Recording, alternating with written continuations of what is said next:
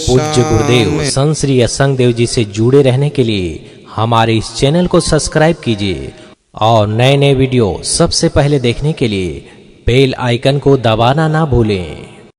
बस ध्यान रहे गुरुदेव तुम्हारे चरणों में हर वक्त यही बस ध्यान रहे गुरुदेव तुम्हारे चरणों में। चाहे कांटों पर भी चलना हो, चाहे कांटों पर भी चलना हो, चाहे छोड़ के देश निकलना हो, चाहे छोड़ के देश निकलना हो, चाहे अग्नि में भी जलना हो, रहे ध्यान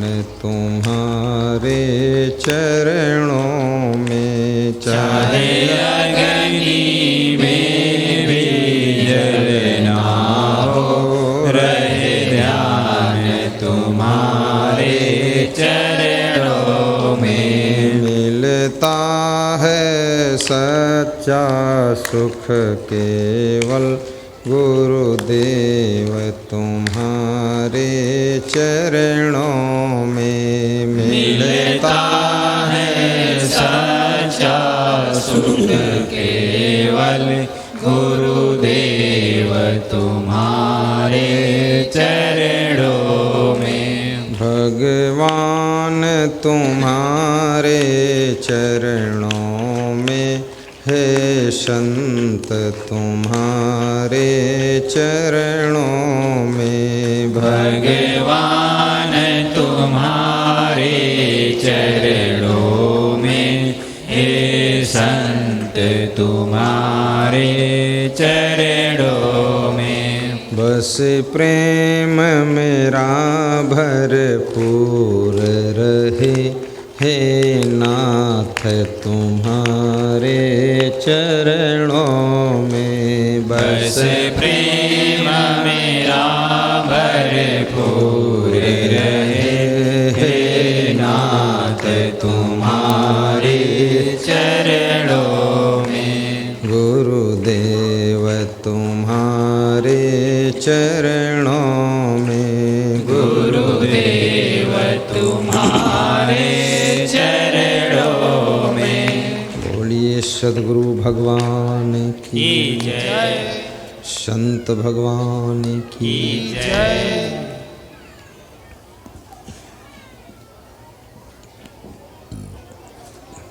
नित्य स्मरणीय पूज्यपाद सद्गुरु कबीर साहिब की असीम अनुकंपा से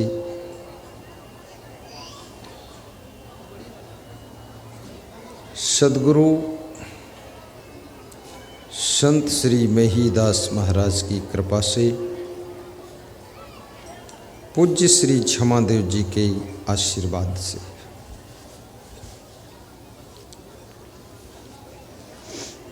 हिंदुस्तान की प्रेम सेवा की भूमि बिहार प्रदेश, डिस्ट्रिक्ट खगड़िया,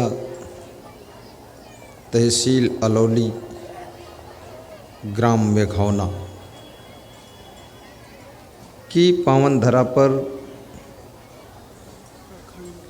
रात्रिकालीन बेला में पूर्णाहुति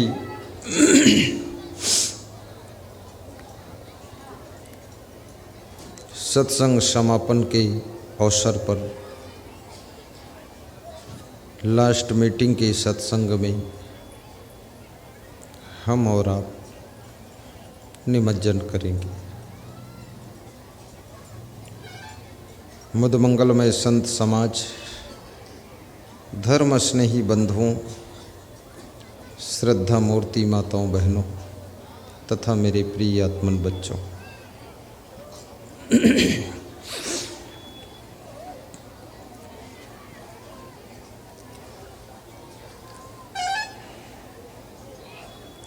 बातचीत बंद कर दें। मुखमंडल पर प्रसन्नता बना लें। सीधे बैठ जाएं। अपने अपने जूते चप्पल छिपा लें।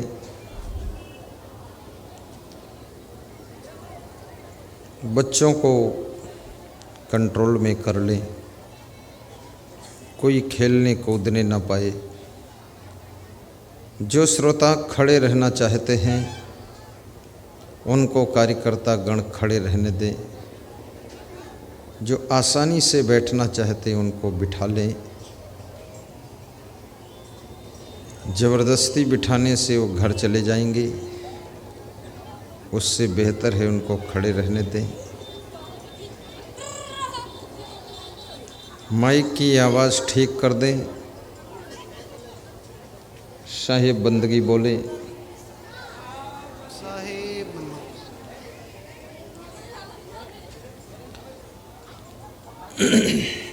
शुभारंभ करूं।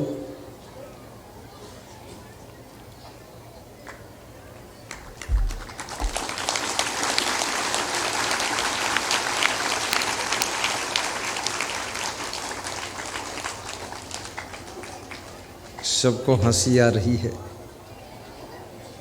थोड़ा हंस दीजिए, हंसी देख लो।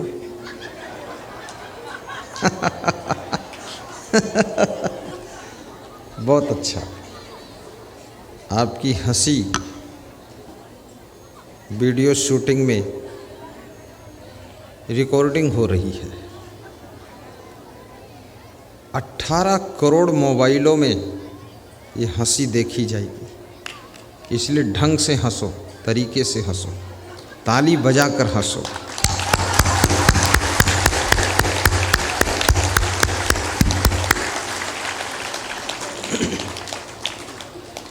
साहिब बंदगी बोलो।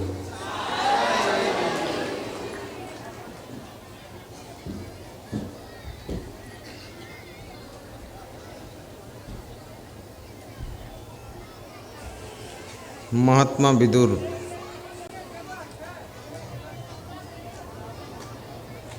का नाम आपने सुना होगा। विदुर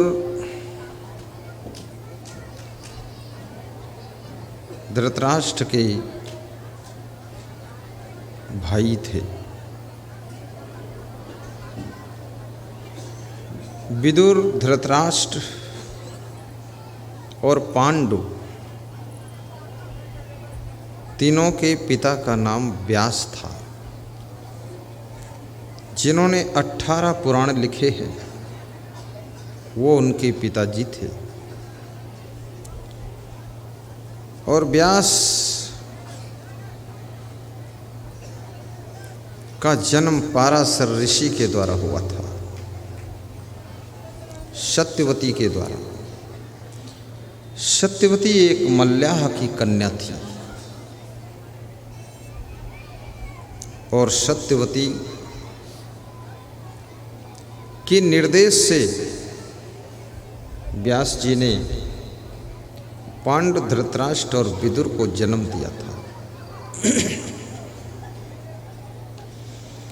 पांडु रोगी थे, धृतराष्ट्र अंधे थे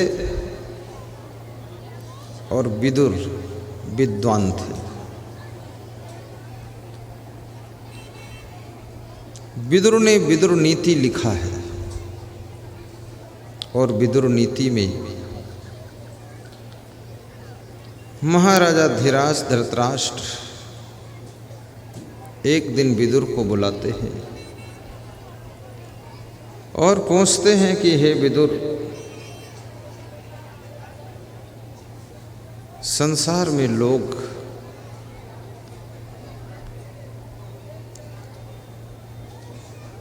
दुखी क्यों रहते हैं? विदुर कहते हैं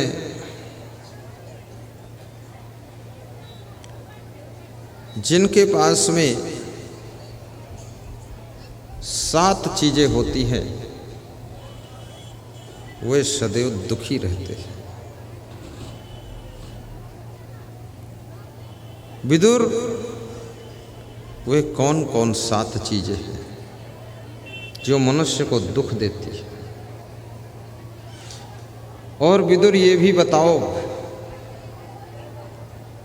कि संसार में सभी नर नारी सुख शांति चाहते हैं, तो ये सुख कैसे मिलेगा? ये प्रश्न बहुत अच्छा है। दूसरा प्रश्न, सदगुरु कबीर साहब से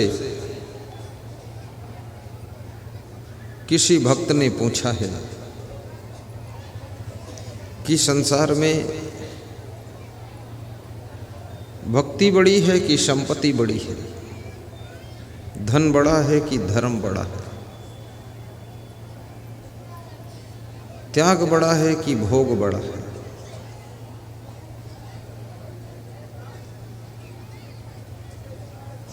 कबीर साहब कहते हैं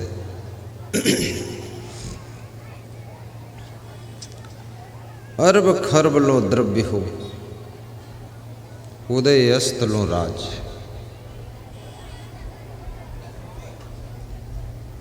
मनुष्य के पास में अरबों खरबों धन हो जाए,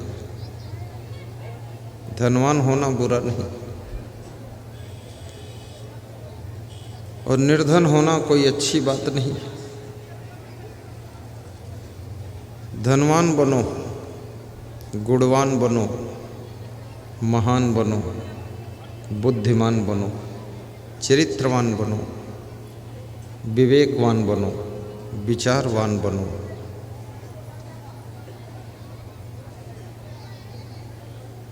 क्योंकि जब तुम धनवान बनते हो तो सुविधा से जीवन जीने का सौभाग्य मिलता है, क्योंकि धन से सुविधा मिलती है, धन से सामान मिलता है, धन से वस्तुएं मिलती है, धन से मकान बनता है, धन से गाड़ी आती है, धन से साड़ी आती है, धन से घड़ी आती है, धन से चूड़ी आती है, धन से सब सामान आता है, धन से भंडारा होता है, धन से प्रोग्राम होता है। धन का भी अपना एक महत्वपूर्ण स्थान है। धनहीन व्यक्ति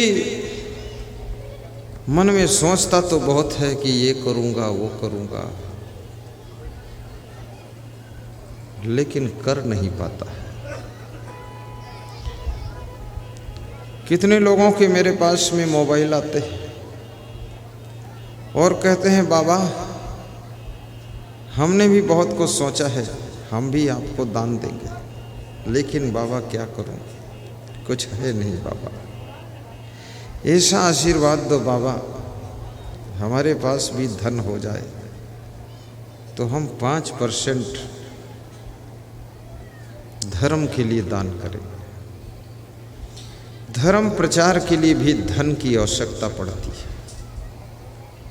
अभी हरिद्वार में कुंभ मेला हो रहा है, मेघौना में छोटा सा कुंभ मेला चल रहा, बड़ा सा भंडारा चल रहा, भव्य मंडप लगा हुआ है, सत्संग स्थल से लेकर के गांव तक लाइट ही लाइट चमक रही है। कितने जनरेटर चल रहे हैं किसी को पता नहीं, लोग उजाले में चले आ रहे हैं और जनरेटर देखते ही नहीं। कितना उसमें डीजल पड़ रहा है, लेकिन ये सब यदि हो रहा है तो धन से हो रहा है, और धन यदि कोई दे रहा है तो धनवान ही धन दे रहा है। जिसके पास धन नहीं है वो केवल मन दे रहा है, और जिसका मन भी नहीं है तो मन में दुखी हो रहा है कि हमने सहयोग नहीं दिया फिर भी प्रोग्राम हो रहा है, उसका मन दुखी हो रहा है। जिन्होंने सहयोग दिया है उनका मन खुशी हो रहा है, उनके मन में ऐसा हो रहा है कि मेरा ही प्रोग्राम हो रहा है और उनको बड़ी खुशी है। और ये भी एक गोल्डन चांस होता है, इस तरह के प्रोग्राम बार बार नहीं होते। अभी यहाँ पर आयोजक मंडल के भक्त 10 मिनट बता रहे थे कि ऐसा प्रोग्राम हमारे गांव में हमने नहीं देखा है। पूर्वजों के समय हुआ तो हुआ हो, लेकिन मेरे पीरियड में पहली बार इतना बड़ा प्रोग्राम हो रहा है, ऐसा बता रहे थे। और ये भी कह रहे थे कि अगले साल फिर बुलाऊंगा। तो मैंने कहा अगले साल मत बुलाओ, मान जाओ मेरे लाल, 2 साल बाद बुलाना। बोले 2 साल बाद? हम लोग सब प्लानिंग कर रहे हैं अगले साल फिर, और क्योंकि अभी तृप्त नहीं हुए हैं, हम भूखे के भूखे रह गए। तुमने तो ऐसा किया है कि टमाटर की चटनी जैसे चम्मच भर चटाया है और जा रहे हो कल, फिर बुलाऊंगा। तो मैंने कहा अब 2022 में बुलाना, 21 में दूसरों को मौका दीजिए। पास में घोघसम गांव है जहाँ से 500 श्रोता आए हुए, पास में और भी गांव हैं। कई लोगों ने मांग किया है, दरभंगा के लोगों ने मांग रखा है कि मुझे प्रोग्राम दो। और बहुत से लोगों के मन में इच्छा छुपी हुई है कि समय आने पर मैं भी करूँगा। ऐसा भी छिपा के बैठे हैं लोग कि कभी न कभी बाबा का प्रोग्राम करूँगा।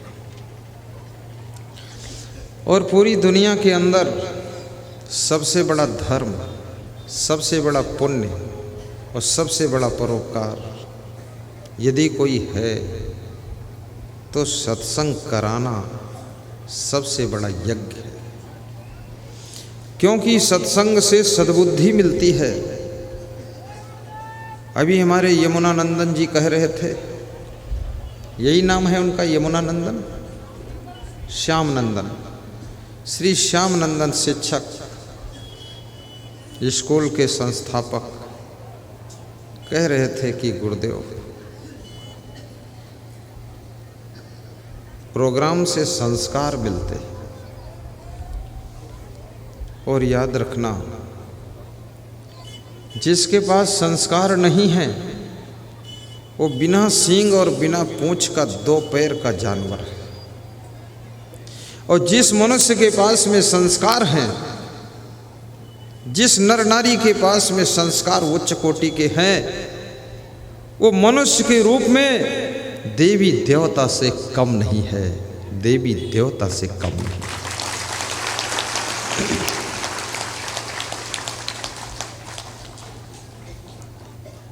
कितने लोगों का मोबाइल गिरा, जिसको मिला व्यास गादी पर लाकर दिया, और मोबाइल जिसका था उसको प्राप्त हो गया। मोबाइल 2000 का है, 10,000 का है, लेकिन यदि उसको संस्कार न मिले होते माता पिता से, समाज से, सत्संग से, संत गुरु से, तो 10,000 का मोबाइल पाकर वो चुपके से रख लेता, यहाँ नहीं देता। और जिनको संस्कार नहीं मिले हैं वो दूसरे की साइकिल लेकर चले गए, पुरानी साइकिल, सेकंड हैंड साइकिल, टूटी फूटी साइकिल, कबाड़ा साइकिल, और ये भी सोचा कि भागे भूत की लंगोटी भली, जो मिली उसी को ले चली, ले गए। संस्कार विहीन व्यक्ति के अंदर लालच खत्म नहीं होता है, और जो संस्कार जिसको मिल जाता है वो किसी दूसरे की चीज को जहर की समय समझ करके त्याग कर देता है कि मुझे मेरे में संतोष है, दूसरे का मुझको कुछ नहीं चाहिए, त्याग होता है। जिनके पास में संस्कार है, हर नारी में उनको माँ, बहन, बेटी का रूप दिखाई देता है। और जिनका संस्कार कुछ नहीं है, उनको हर नारी में अपनी पत्नी का रूप दिखाई देता है। और नारी तो छोड़ो, उनको भैंस में भी अपनी पत्नी दिखाई देती है। संस्कार नष्ट हो गए। दीवाल में उनको दिखता है कोई नारी खड़ी, और जिस नारी का संस्कार दिव्य है उसको गुरुदेव में भगवान दिखाई देते हैं। और सभी पुरुषों में पिता और पुत्र और भाई का दर्शन होता है। ये संस्कार का ही खेल होता है।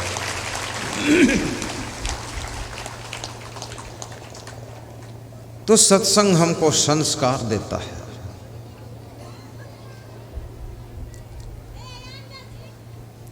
आत्मा और परमात्मा का ज्ञान बहुत थोड़ा है, लेकिन व्यवहारिक जीवन का ज्ञान बहुत बड़ा है। ये जो मैं 3 दिनों से ज्ञान सुना रहा हूँ, 3 दिनों में तो कुछ भी नहीं हुआ है। ये व्यवहारिक ज्ञान जिसका और छोर नहीं है। जिस बेटी को संस्कार मिल जाते हैं, वो बेटी सवेरे उठकर झाड़ू लगाकर खिड़की दरवाजों के पर्दे ठीक करती है, बर्तनों को सही ढंग से लाइन से लगाती है, और समय पर चाय बना करके मम्मी पापा को पिलाती है। थोड़ा उनके पास बैठ करके मुस्कुराती भी है। माँ बाप को भी लगता है कि मेरे घर में कोई लक्ष्मी का जन्म हुआ है। और जब वही बेटी बड़ी होकर के ससुराल चली जाती है,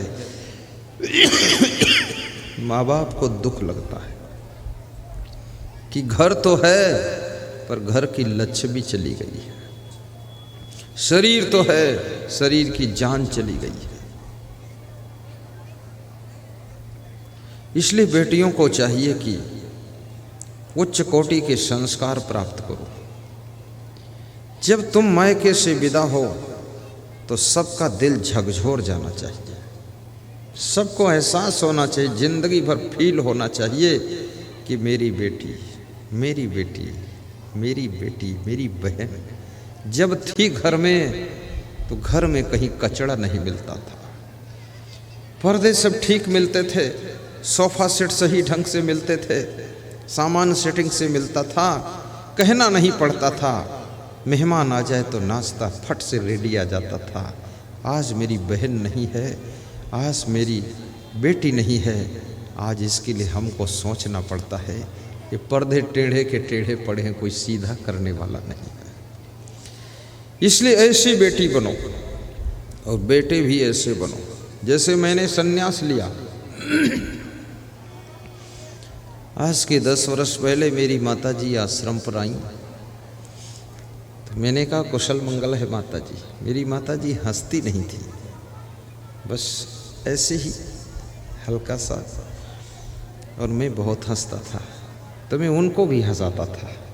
ऐसी बात कहता था, उनको हंसी आ जाती थी तो घूंघट काढ़ लेती थी और सिर नीचे कर लेती थी। मेरे से भी वो शर्माती थी, हालांकि मुझे जन्म दिया, गोद खिलाया। मैंने कहा मुझसे क्यों शर्माती हो? बोले क्यों नहीं शर्माऊंगी, तुम मेरे बेटे नहीं हो, अब तुम महान पुरुष, महान संत हो।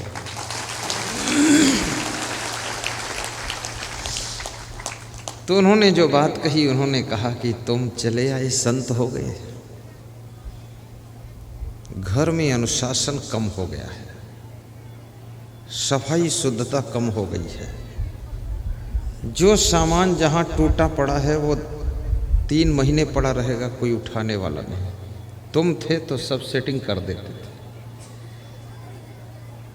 और जब कुछ गड़बड़ी देखती हूँ तुम्हारी याद आती है।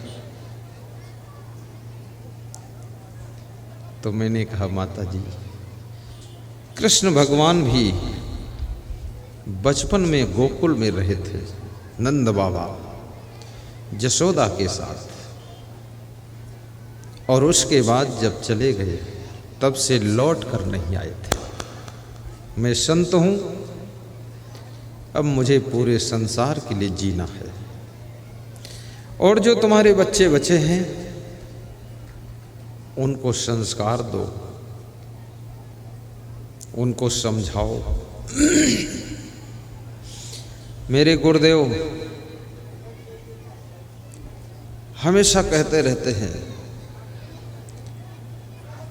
मेरे बारे में कि वो जब आएंगे, उनके आने की सूचना आ जाएगी आश्रम में, तो आश्रम में पूर्ण रूप से सफाई सेटिंग हो जाएगी, सूचना मिलती है। और जब मैं पहुंच जाता हूं तो मैं केवल प्रवचन नहीं करता हूं, ये भी याद रखना, मैं सारी व्यवस्थाओं पर ध्यान रखता हूं, सारे सिस्टम को ध्यान रखता हूं, छोटी सी छोटी बात को मैं ख्याल रखता हूं और हाई टेक मैनेजमेंट की सेटिंग रखता हूं। तुम ये मत सोचना गुरुदेव केवल प्रवचन ही देते हैं, बहुत बड़ा मैनेजमेंट भी करने का कोर्स है मेरा, और मुझे मैनेजमेंट करने में बहुत अच्छा लगता है। सबका ख्याल करना, सबको याद रखना, सबसे प्रेम करना, सबके ऊपर अनुशासन करना, सबका ध्यान रखना, सबकी व्यवस्था बनाए रहना, किसी को हमारे साथ में तकलीफ न हो इस बात का पूरा ध्यान रखना। कोई खाया है कि नहीं खाया है, सोया है कि नहीं सोया है। आज सवेरे में प्रार्थना के पश्चात पूछ रहा था संतों से, इसमें कौन कौन संत है जिसके पास कंबल नहीं है। 2 संत ने हाथ जोड़ा, कंबल नहीं। तो हमने कहा प्रबंधक जी आज ही कंबल खरीद कर इनको दो, इनको ठंडी लग रही है। हमसे एक संत ने कल कहा था कंबल नहीं, तो हमने कहा मेरा जो बिछा है कंबल मेरे बिस्तर पर, इसको रात में निकालो, मच्छरदानी खोलो, इसको उलझो और इसको दे दो, मैं दूसरा कुछ बिछा लूँ। याद रखना, जो दूसरों की सुविधा का ध्यान रखता है, दूसरों का ख्याल रखता है, सभी के लिए सोचता है, वो साधारण मनुष्य नहीं होता है, वो सब मनुष्यों के बीच में दिखता है मेरे जैसा है, लेकिन वो तारा के बीच में ध्रुव तारा होता है।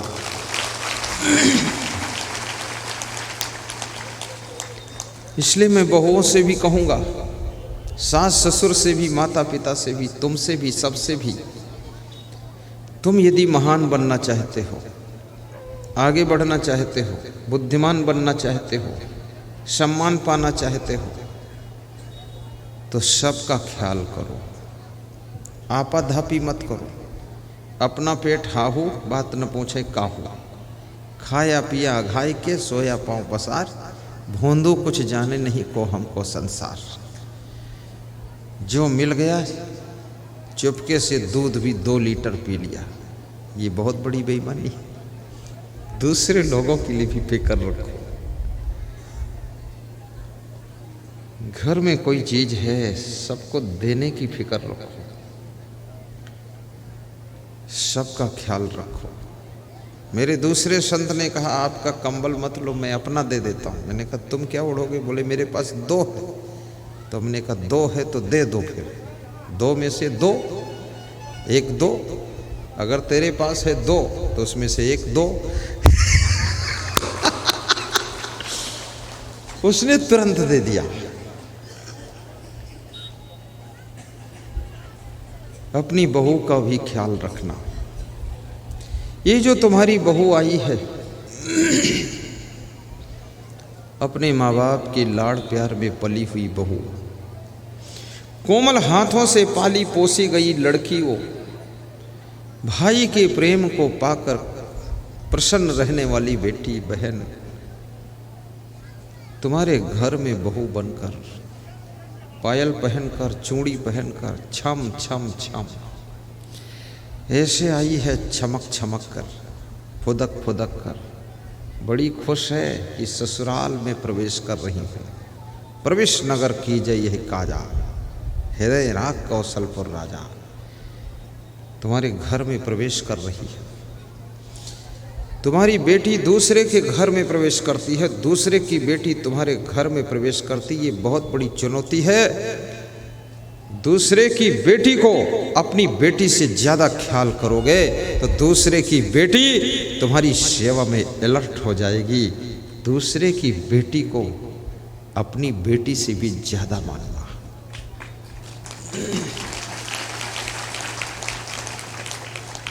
और इस संसार में यदि कोई सबसे बड़ी चीज है तो उस चीज का नाम है प्रेम। और ये भी याद रखना, जो बेटियां बहू बन जाती है, आज मेरे पास में एक महिला आई, 50 लोग और दर्शन कर रहे थे। वो बोली, जब मैं मायके में रहती हूँ तो बिल्कुल ठीक रहती हूँ, अलर्ट हो जाती हूँ, और ससुराल में आती हूँ तो इतना नर्वस हो जाती हूँ। मैंने कहा, बेटी, मायके और ससुराल में अंतर होता है। मायके में थोड़ा स्वतंत्रता होती है, दौड़ सकती हो, भाग सकती हो, कूद सकती हो, लेकिन ससुराल में थोड़ा मर्यादा से रहना पड़ता है। मायके में तुम माँ से जिद भी कर सकती हो, पिता से नखरे कर सकती हो, अपने भाई से झिकाझोरी कर सकती हो, लेकिन ससुराल में देवर से भी संभल कर व्यवहार करना पड़ेगा, पति से भी संभल कर करना पड़ेगा, क्योंकि ये कोई तुम्हारे ब्लड ग्रुप के लोग नहीं हैं। इनका ब्लड ग्रुप दूसरा है, और इनको अपना बनाने के लिए तुमको अपना अभिमान खोना पड़ेगा, तभी तुम इनको सबको अपना बना पाओगी। और जिस दिन अपना बना लोगी, ये सारे के सारे तुम्हारे इशारे पर चलना शुरू कर देंगे।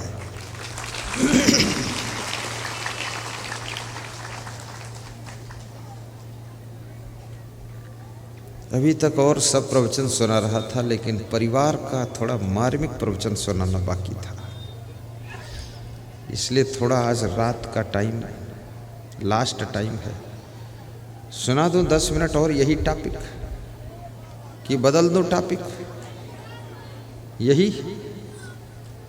यही तो दर्द है सबके पास, वही दवा देना पड़ेगा।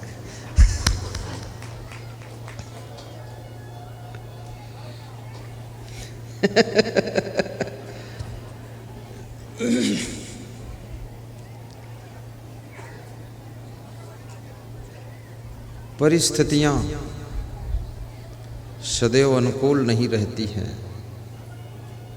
समय परिवर्तनशील है, आयु गुजरती चली जा रही है, मन बहुत नासमझ है, फालतू बातों को सोचता रहता है मन, और मन के अंदर बड़े संदेह भी होते हैं, और ये मन मूर्ख भी बहुत है। ये जहाँ रहता है वहीं की बुराई भी करता रहता है, जिस थाली में खाता है उसी में छेद करता रहता है, जिस सास ससुर की तुम प्रॉपर्टी लेते हो उसी की ये मन निंदा करता रहता है। कितने लोग कहते हैं कि हमारे सास ससुर के पास बुद्धि नहीं है। बुद्धि होती तो ये 20 एकड़ जमीन तुमको क्यों देता हो?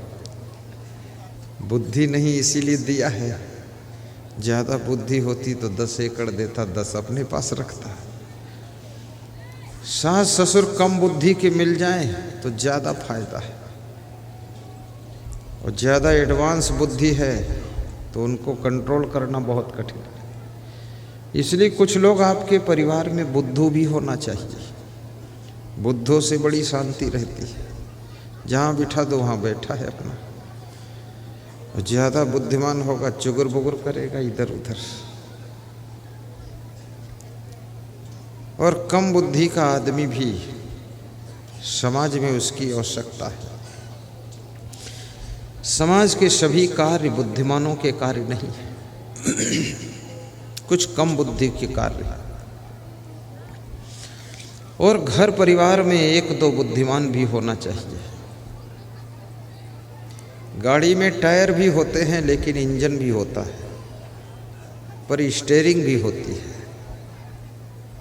राम में जो गुण थे वो लक्ष्मण में नहीं थे। लक्ष्मण में जो गुण थे वो शत्रुघ्न में नहीं थे, और शत्रुघ्न में जो कलाएं थी वो भरत जी में नहीं थी, और चारों भाइयों में जो गुण थे महाराजा दशरथ में वो गुण नहीं थे। याद रखना, हर आत्मा दिव्य गुणों को लेकर, विलक्षण गुणों को लेकर, पृथक पृथक गुणों को लेकर इस धरती पर आता है, और सब निराला फूल खिलता है, और सबकी खुशबू बड़ी विचित्र होती है।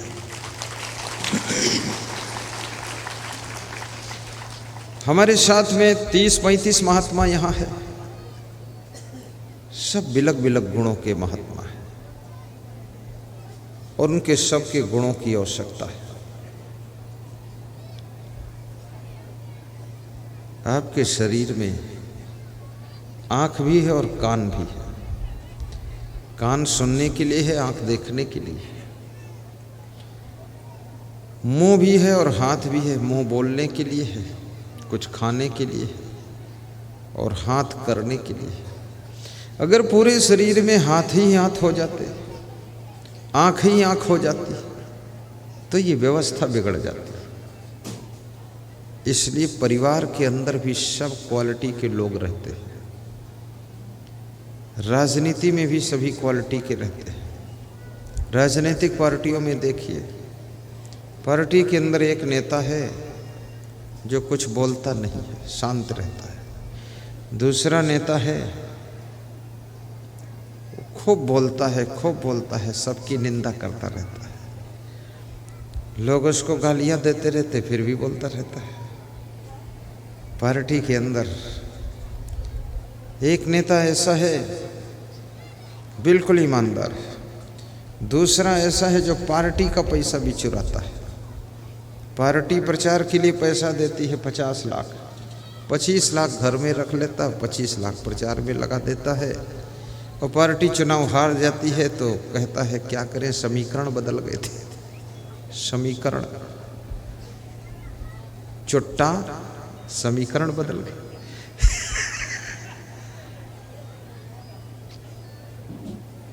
विचित्र विचित्र नेचर के, विचित्र विचित्र लेक्चर के, विचित्र विचित्र पिक्चर के लोग समाज में रहते हैं। और ये भी याद रखना, भगवान श्री राम के रामा दल में हनुमान एक ही था, अंगद एक ही था, जामवंत एक ही था, और जितने भी रीछ भालू बानर योद्धा थे सब अलग अलग गुणों से विभूषित थे। जब लंका को जाना था तो सबने कहा कि हनुमान जी जाएं, सीता का पता लगाएं। नल नील जामवंत का नंबर नहीं आया, क्योंकि समुद्र को पार करने की कला हनुमान में थी। और ये संसार रूपी समुद्र को वही पार कर सकता जो हनुमान बन सकता है। और हनुमान का अर्थ होता है जो मान, अपमान, अभिमान, सम्मान, ये सबका ज्ञान के द्वारा हनन कर दे, विनाश कर दे, वही हनुमान होता है। और जो हनुमान होता है वही भव सागर से पार होता है। जो भव सागर से पार होता है वही शांति रूपी सीता की खोज करता है।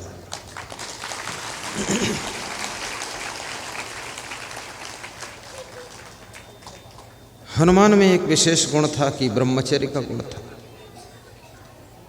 मनुष्य की सफलता में ब्रह्मचर्य का भी बड़ा महत्व है। यदि तुम गृहस्थ आश्रम में हो तो एक पत्नी व्रत, एक पति व्रत का ब्रह्मचर्य पालन करो।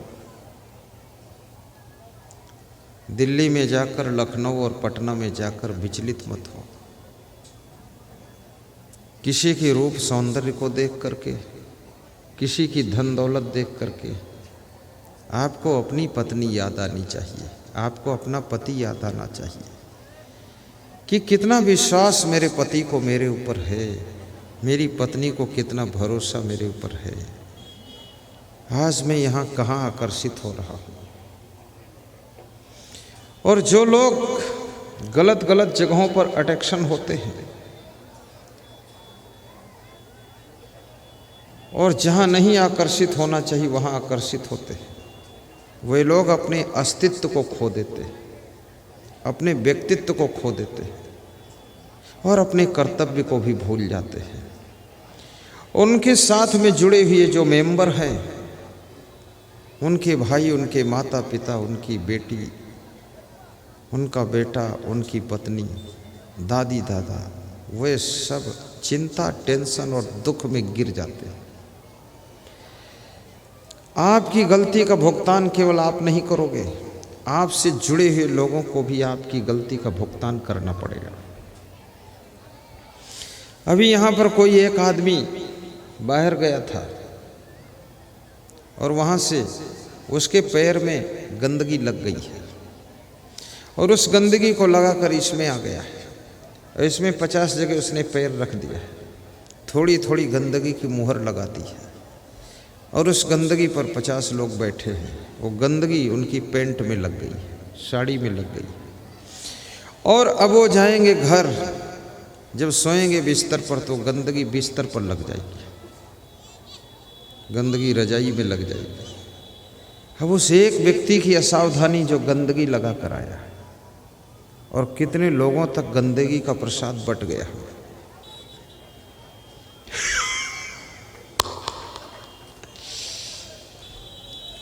एक व्यक्ति गलती करता है, हजारों लाखों करोड़ों लोग उसकी गलती से प्रभावित होते हैं और एक व्यक्ति जब कोई अच्छा काम करता है, हजारों करोड़ों अरबों लोगों को उससे बहुत बड़ा फायदा होता है।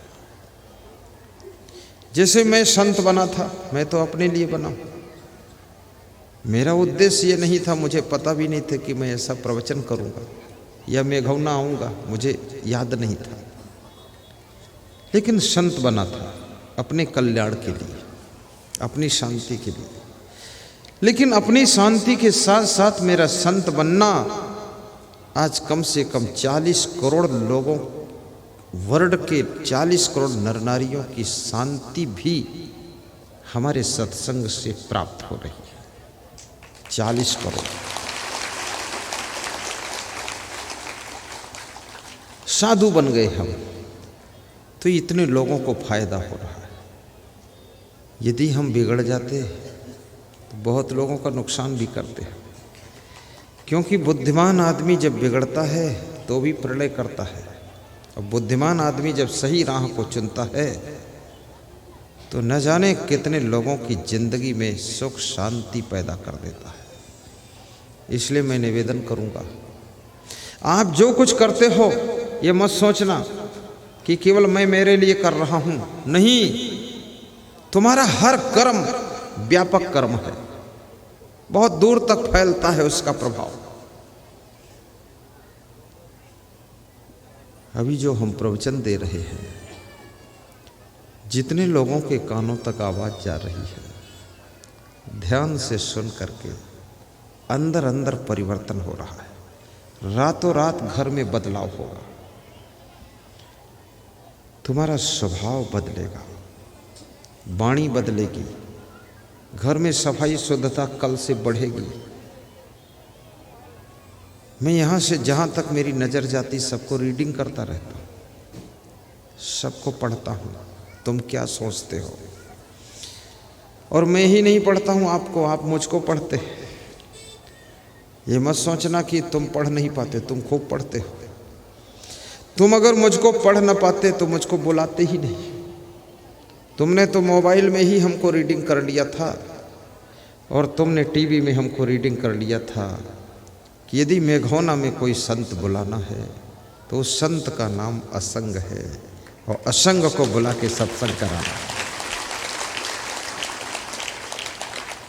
टीवी और मोबाइल में बहुत से संत आते हैं, उनमें तुमने मेरा चुनाव किया है। तो चुनाव क्या ऐसे थोड़े कर लोगे, रीडिंग किया है आपने, मेरे को जांचा परखा और फिर लाइक किया और उसके बाद में आमंत्रित कर दिया। इसलिए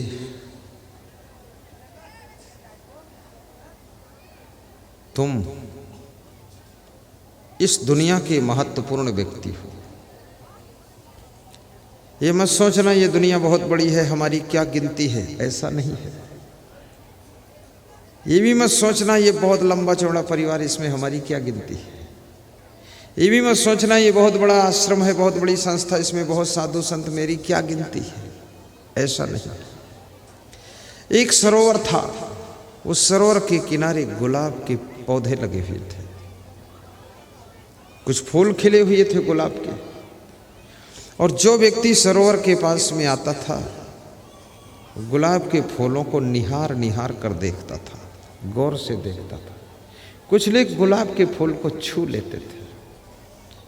मनुष्य के मन का स्वभाव है, जो चीज़ इसको सुंदर लगती है उसको फिर ये गौर से देखता है, और देखने के बाद फिर उसको छूने का मन होता है कि छू लूँ थोड़ा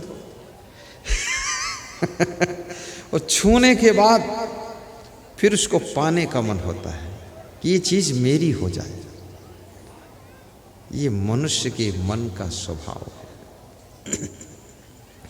और जो चीज़ इसको अच्छी नहीं लगती है उसको ये देखना भी नहीं चाहता है, छूना भी नहीं चाहता, वहाँ खड़ा भी नहीं होना चाहता।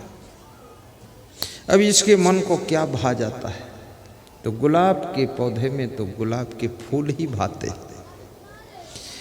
तो गुलाब के फूलों की लोग प्रशंसा करते थे, गुणगान करते थे, देखते थे, छूते थे, समझते थे। तो गुलाब के पौधे में नीचे जो पत्तियां लगी हुई थी उन पत्तियों को बड़ा दुख होता था, और पत्तियां ऐसे सोच रही थी जो कुछ मान सम्मान है सब फूल का ही है, हम तो फालतू लगे हुए हैं, हमारी तो कोई गिनती ही नहीं है, हमको तो कोई देखता ही नहीं है, हम इसमें तो फालतू चिपके हैं गुलाब के पौधे के साथ। ऐसा सोच करके वे पत्तियां दुखी हो जाती थी। लेकिन एक दिन आंधी और तूफान आया, वर्षा हुई, तो आंधी में कुछ गुलाब के पौधे उखड़ गए, कुछ पत्तियां टूट गईं, फूल सब तहस नहस हो गए, और गुलाब की पत्ती उड़ करके सरोवर के पानी में जाकर गिरी। और सरोवर के पानी में जब गिरी तो एक चींटी सरोवर के पानी में डूब रही थी। वो चींटी स्पीड से दौड़ कर आती है और उस गुलाब की पत्ती के ऊपर बैठ जाती है, और हवा के सहारे वो पत्ती सरोवर के किनारे चली जाती है। वो चींटी निकल कर बाहर हो जाती है और उस पत्ती से कहती है, हे गुलाब की पत्ती, सब लोग गुलाब के फूल को ही देखते थे और गुलाब का फूल ही महत्वपूर्ण समझते थे, लेकिन मेरी जिंदगी के लिए गुलाब की पत्ती महत्वपूर्ण है। अगर तू न होती तो आज मेरी जिंदगी भी न होती, मैं डूब जाती पानी में। इसलिए तुम परिवार के फालतू सदस्य नहीं हो, आश्रम के फालतू संत नहीं हो, राजनीतिक पार्टी के तुम फालतू मेंबर नहीं हो, तुम इस दुनिया के फालतू इंसान नर नारी नहीं हो। तुम्हारी इस दुनिया को बहुत बड़ी जरूरत है, और कहां कब किस काम तुम आ जाओगे क्या पता है। किसकी जिंदगी बचाने के काम तुम आ सकते हो, किसको जीने का ढंग सिखाने के काम आ सकते हो। इसलिए अपने आप को साधारण समझ करके दुखी मत हो। ये मत सोचना कि मैं शिक्षा नहीं प्राप्त कर पाया, मैं तो बेकार हूं, ऐसा मत सोचना। 10वीं क्लास तक पास थे धीरू भाई अंबानी, और विश्व में इतना बड़ा उद्योग किया है रिलायंस का, जो MBA किए हुए लोग उनके पास नौकरी कर रहे हैं। आज रिलायंस की ओर से स्पेशल हवाई जहाज बॉम्बे से जामनगर उनके कर्मचारी अधिकारियों को लेकर आता है, शाम को फिर बॉम्बे वापस ले जाता है। मुकेश अंबानी के पास पर्सनल हवाई जहाज, और मैं तो शुभकामना करता हूँ कि तुम्हारे सबके पास कम से कम हवाई जहाज हो न हो, लेकिन 4 पहिया की एक एक गाड़ी सबके पास हो।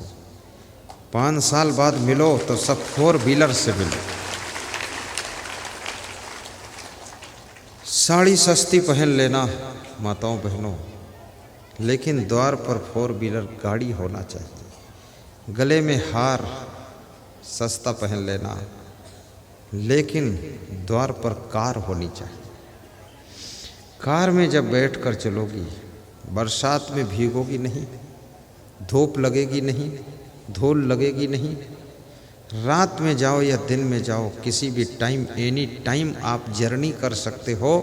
खगड़िया टू पटना जा सकते हो, लेकिन गले में हार कितना ही सोने का हार वजन हो, पर वो पटना तो पटना, ये सत्संग हाल से मेघौना गांव तक नहीं पहुंचाएगा वो तुमको। उसको लाद कर तुम ले जाओ।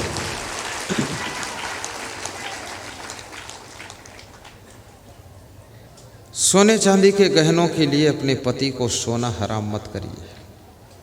अगर सोने चांदी में सुख होता तो रावण की पत्नी मंदोदरी कितना सुखी होती। अगर सोने चांदी में सुख होता तो रावण सोने के महल में कितना सुख पा जाता। सोने चांदी में सुख नहीं, परंतु सोना चांदी पहनना चाहिए, पहनो, कोई हर्ज नहीं, लेकिन थोड़ा कम पहनो। और सत्संग में आओ, बिल्कुल कम पहन कर आओ। चैन खोने का डर नहीं, कुंडल खोने का डर नहीं, गले का हार कोई टेंशन नहीं, बिल्कुल साधारण पहनिए। और यदि पहनकर आई भी हो तो सोने की चैन दान भी कर दीजिए कि गुरुदेव आश्रम बना लेना, झंझट खत्म। कई माताओं बहनों ने हमको अपनी पायल दान दिया है, अंगूठी दान दिया है, सोने की चैन भी दान दिया है। तो मैंने कहा मैं तो चैन पहनता नहीं माता जी, न पायल कोई पहनने वाला हमारे, क्योंकि पत्नी पतना कुछ है नहीं, कुछ नहीं, लेडीज वेडीज का काम खत्म। कोई स्त्री का लफड़ा ही नहीं, तो क्या करूं पायल। तो उसने, बड़ी अच्छी महिला थी, उसने कहा कि पायल मैंने इसलिए दिया है कि इसको बेच करके तुम हरिद्वार कुंभ मेला में भंडारा कर देना, तो हमारे जैसी बहुत माताएं बहनें आएंगी तो वे पूड़ी सब्जी खीर खाएंगी, तो मेरी पायल जो है आपके चरणों में अर्पित करना सफल हो जाएगा, भंडारा कर। अभी भगवान श्री राम का मंदिर बनने जा रहा अयोध्या में।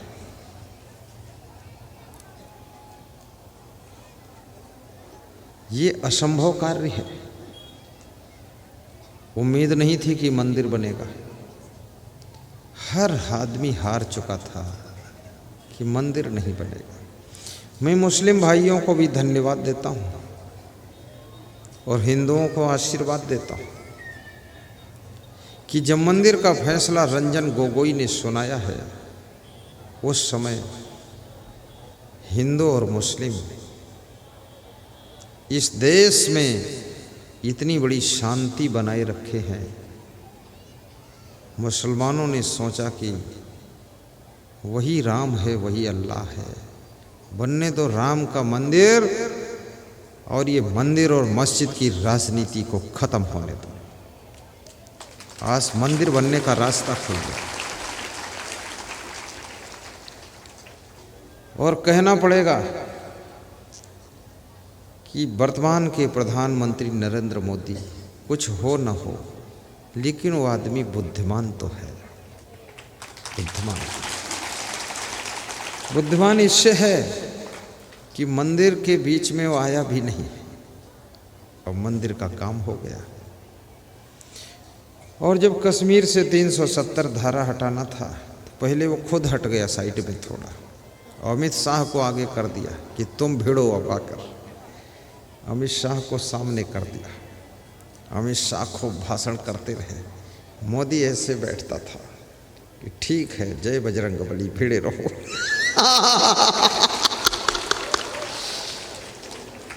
तो ये बुद्धिमान नहीं तो क्या है? रंजन गोगोई से कहा कि तुम इसको फाइनल करो, मैं बोलूंगा नहीं, चुप। आज रंजन गोगोई राज्यसभा सांसद हो गए और इतना ईमानदार अफसर है, एक छोटी सी कार में चलता है। अन्यथा सुप्रीम कोर्ट का चीफ जज हो तो नोटों के ढेर लगाते। बड़े बड़े केस आते हैं, 100-100 करोड़ लोग रिश्वत दे सकते। लेकिन रंजन गोगोई, उनके पिताजी भी मुख्यमंत्री थे पहले, और ये ईमानदारी आज उनको राज्यसभा सांसद भी बनाया है।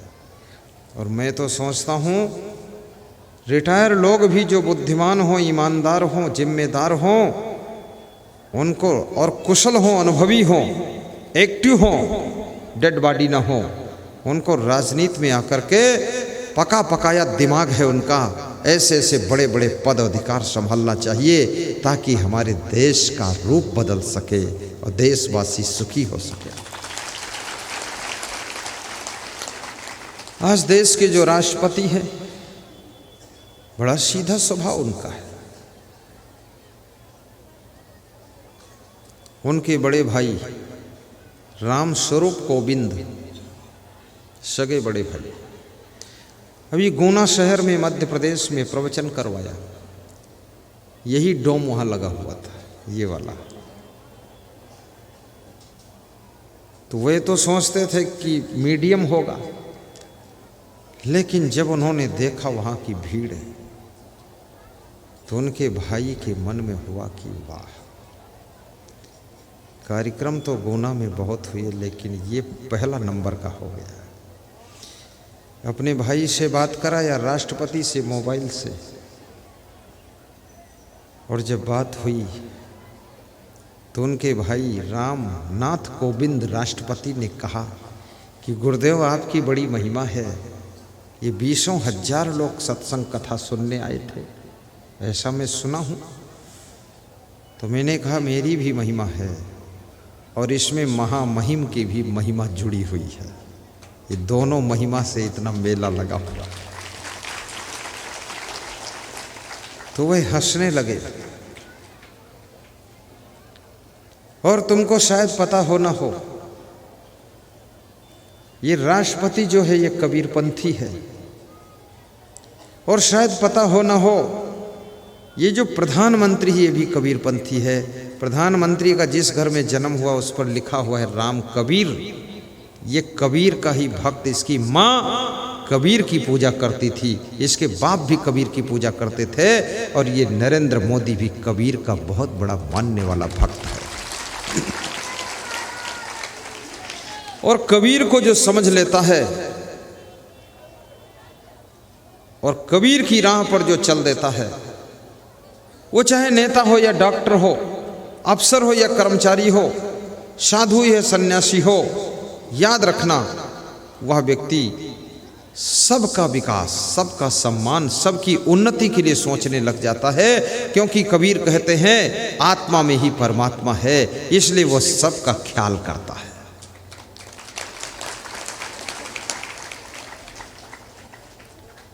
मिहिरदास महाराज के अंदर भी कबीर के विचार गूंजते रहते थे,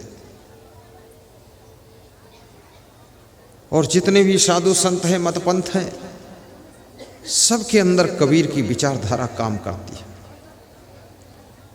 जब देश के अंदर मत मजहब की समस्या खड़ी होती है तो कबीर के दोहों को सरकार प्रचार करना शुरू करती है, दीवालों पर लिखवाती है कबीर के दोहे।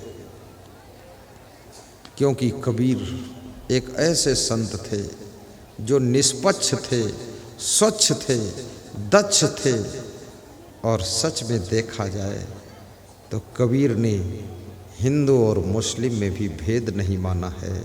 और उन्होंने कहा है कि हिंदू और मुस्लिम ये तो इस धरती पर जन्म लेने के बाद कोई हिंदू बनता है, कोई मुस्लिम बनता है। वास्तव में न कोई सिख है, न ईसाई है, न हिंदू है, न मुस्लिम है, सभी मनुष्य के रूप में महान आत्माओं का जन्म हुआ है।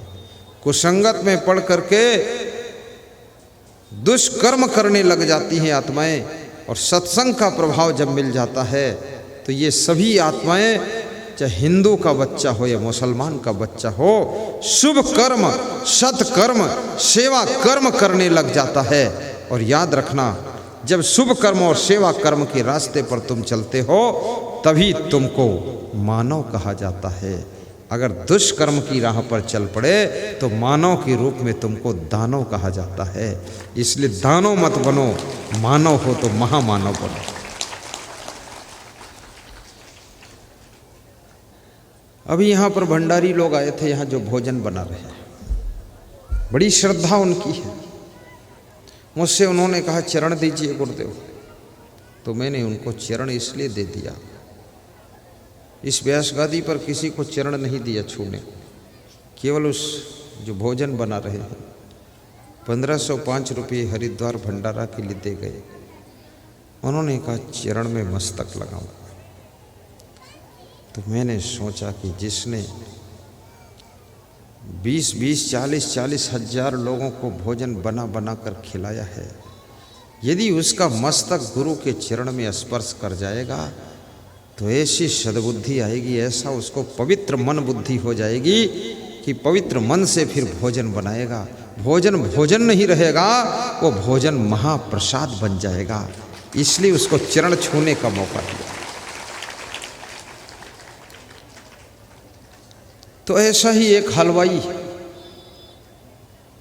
दुकान खोलकर दुकान में मीठा थाल में सजा कर बैठा हुआ था। रसगुल्ले भी सजे हुए थे। हलवाई के सामने सड़क थी। सड़क पर कुछ मजदूर शक्कर की बोरियां लेकर जा रहे थे। शक्कर की बोरियों को रसगुल्ला देखता है और कहता है, ये चीनी बहन, ये क्या तेरी दुर्दशा है, और देख क्या मेरी इज्जत है। बड़ी विचित्र बात है। यदि आपके माता पिता खेती बाड़ी का काम, मिट्टी का काम करते हैं तो ये जरूर समझ लेना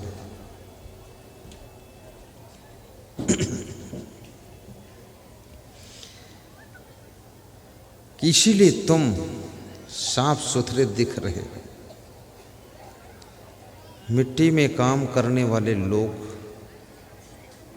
साधारण लोग नहीं होते। हे ग्राम देवता नमस्कार। सोने चांदी से नहीं किंतु तुमने मिट्टी से है किया प्यार। हे ग्राम देवता नमस्कार।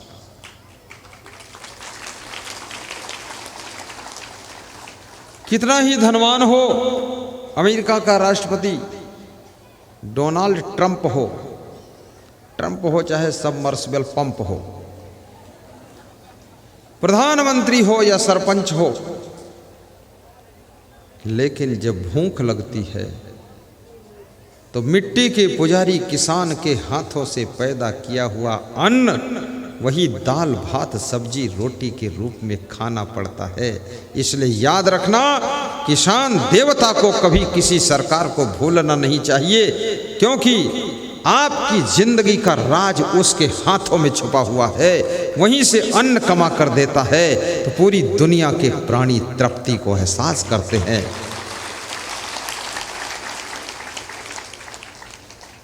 किसान के लिए विशेष व्यवस्था सरकारों को भी देना चाहिए।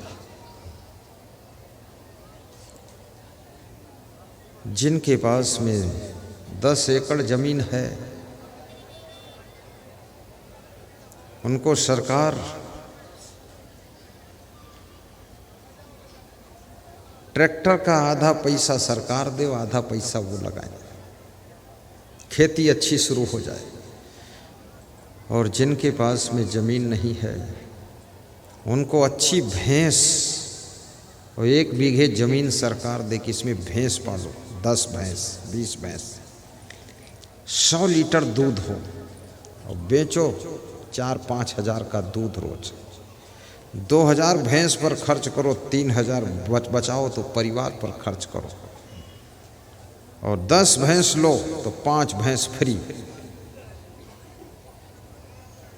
किसान के लिए चिंता कीजिए, क्योंकि किसान अगर कमजोर हो जाए तो पूरे विश्व के प्राणियों को चिंता हो जाएगी। पंछी भी अगर जी रहा है तो किसान के दाने चुन करके जी रहा है। ये आवारा पशु, कुत्ते, बिल्ली, ये भी जीवित है तो किसान की कमाई पर ही जीवित है। ये चूहे भी किसान का माल उड़ाते रहते हैं। भले ये गणेश भगवान का वाहन बने, चाहे जिसका वाहन बने, पर इनमें पेट्रोल तो किसान ही डालता है।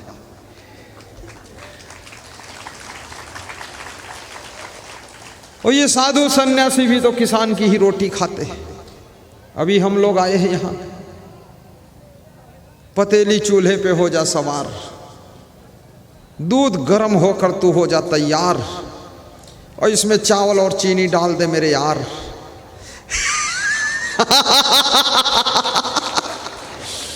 और मीठी मीठी खीर बना दे, फिर खा ले प्यार से। ये कहाँ से आएगा चावल, कहाँ से आएगा दूध, और कहाँ से आएगी चीनी? ये किसान देवता का ही वरदान है।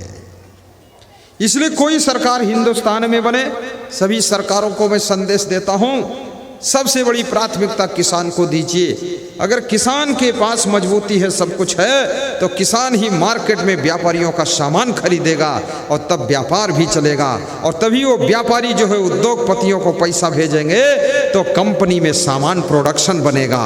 अगर किसान कमजोर हो गया तो मार्केट का बिजनेस सूना सूना हो जाएगा, और किसान मजबूत हो गया तो मार्केट के अंदर चहल पहल मची रहेगी। मैं स्कूल में एक कविता पढ़ता था, उसमें लिखा था, यदि होता मैं किन्नर नरेश तो राजमहल में रहता, सोने का सिंहासन होता, सिर पर मुकुट चमकता, ऐसा लिखा था। तो मैं समझता नहीं था कि किन्नर नरेश क्या होता है, लेकिन अभी अभी मैं जरूर इसको समझ रहा हूँ, सोच रहा हूँ, यदि होता मैं प्रधानमंत्री मुख्यमंत्री तो क्या करता। वो करता जो कोई नहीं कर सका, वो कर देता, बिल्कुल फट झट खट। पहली बात, मैं हिंदुस्तान के साधु संतों को छांटता।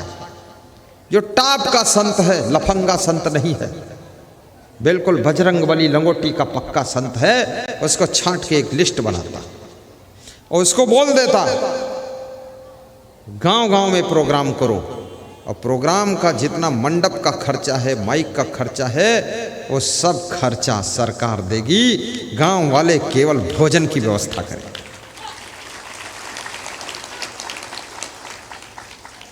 सत्संग की व्यवस्था अगर बढ़ा दिया जाए तो हमारे बिगड़ते हुए नौजवान संभल सकते हैं। दूसरा कदम, सोशल मीडिया, मोबाइल पर, टीवी में गंदे गीत बंद, गंदे दृश्य बंद, सभ्यता की फिल्म चलेगी।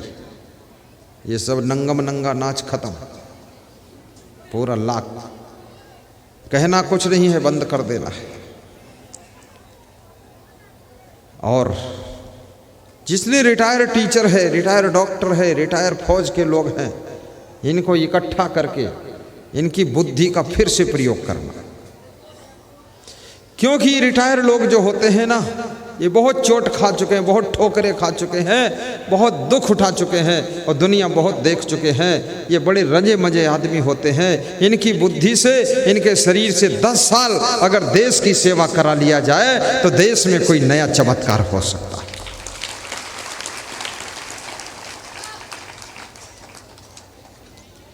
और ये 4 लेन के बीच में जो फूल लगे हैं, ये तो मैं कभी नहीं लगाता। अरे हिंदुस्तान के लोग फूल पौधे की वक़्त कहाँ समझते हैं। कई जगह फूलों में तो देखा मैंने गोबर रखा हुआ, कंडा पाथ रहे हैं लोग। कई जगह उन फूलों के बीच में भैंस बंधी हुई है, रौंद रही। सब फूल रौंद गए, अरबों रुपया बर्बाद हो गया। ये सब झंझट में मत पड़ो। जो इधर रोड है, बीच में खंती है, गड्ढा है, उस गड्ढे को छोड़कर उधर रोड एक और बना दो। बस वो आने के लिए हो गई, जाने के लिए हो गई। अब फूल की जगह पर उस गड्ढे में सब बबूल लगा दो, बस। फूल का काम नहीं, फूल की जगह बबूल।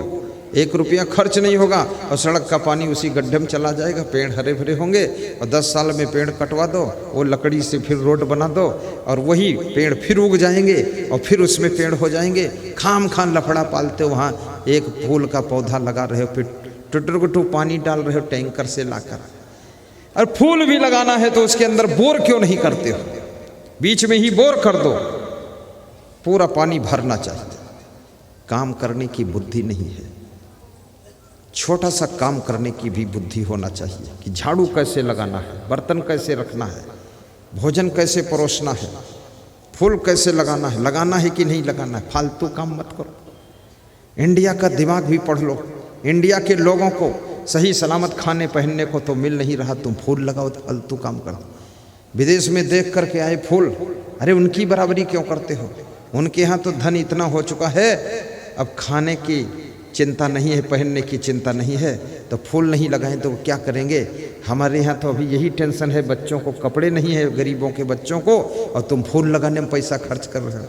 अरे छोड़ो फूल वूल, गरीबों के बच्चों को अच्छे कपड़े पहना जाए। जो प्राइवेट संस्थाएं चल रही, स्कूल चल रहे हैं, उन्हीं को परमिशन मिलेगा चलाने के लिए।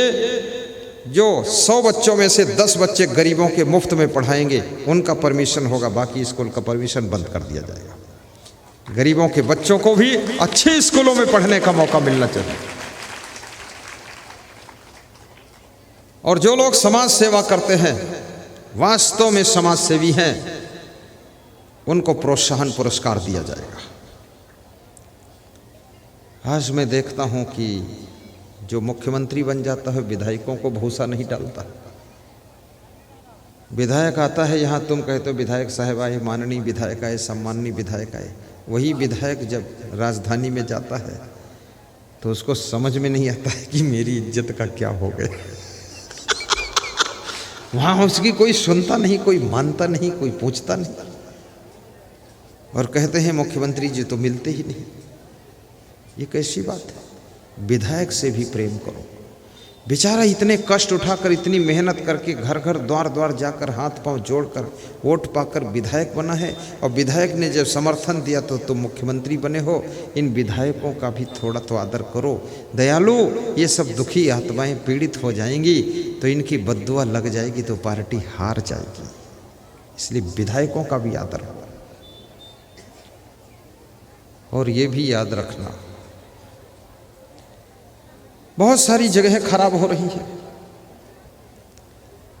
रेलवे लाइन के ऊपर और ब्रिज का पुल बना दीजिए, उस पर रोड निकाल दीजिए, या नीचे रोड तो ऊपर रेलवे लाइन निकाल दीजिए, नीचे नहर, उसके ऊपर रेलवे लाइन, उसके ऊपर ट्रक चले, जगह बचेगी। लफड़ा फालतू पाल रहे, इधर खोद रहे हो, उधर खोद रहे हो। और सारे शहरों में ओवर ब्रिज, मैं तो विदेशों में गया हूँ, वहाँ प्रवचन किया हूँ, तो वहाँ देखा मैंने, कहीं जाम नहीं लगती, कहीं लाल बत्ती चौराहों पर नहीं मिलती, न पुलिस इतनी मिलती है। हमारे देश के अंदर जहाँ देखो तहाँ जाम लगती है।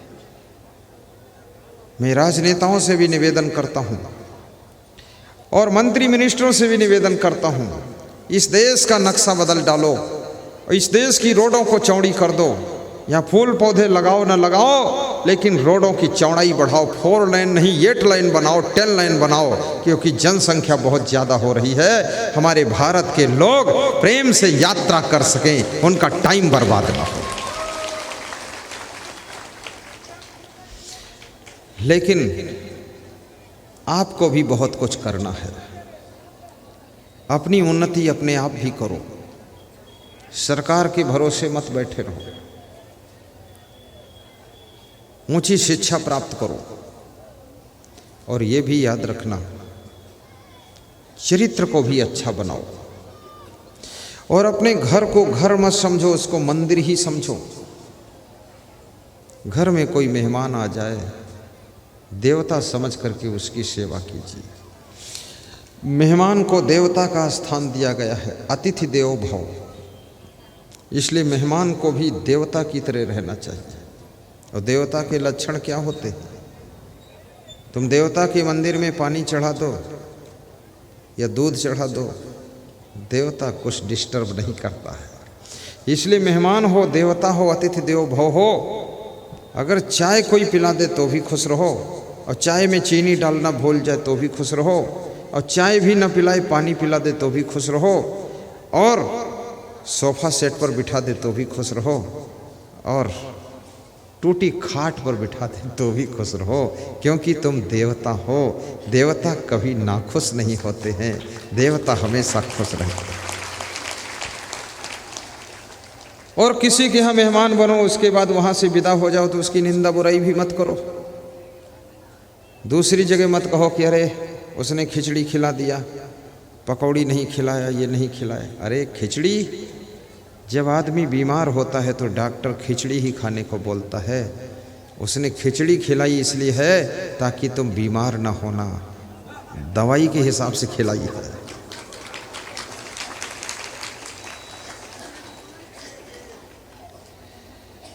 मेहमान को भोजन की सामग्री नहीं देखना चाहिए क्या खिलाया, ये देखना चाहिए इनका प्रेम कितना है।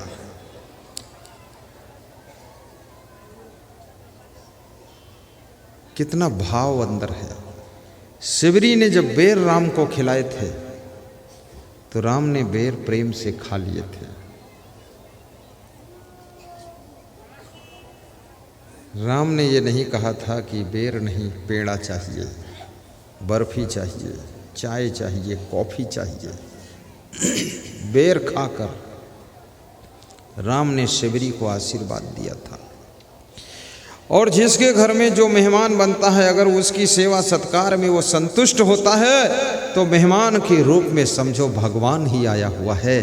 क्योंकि जैसे भगवान राम शिवरी के बेरों में संतुष्ट हो गए थे, भगवान कृष्ण विदुर के साग भाजी में संतुष्ट हो गए थे, ऐसे मेहमान बनकर अगर तुम संतुष्ट हो जाते हो तो तुम भी एक प्रकार से भगवान का रूप होते हो।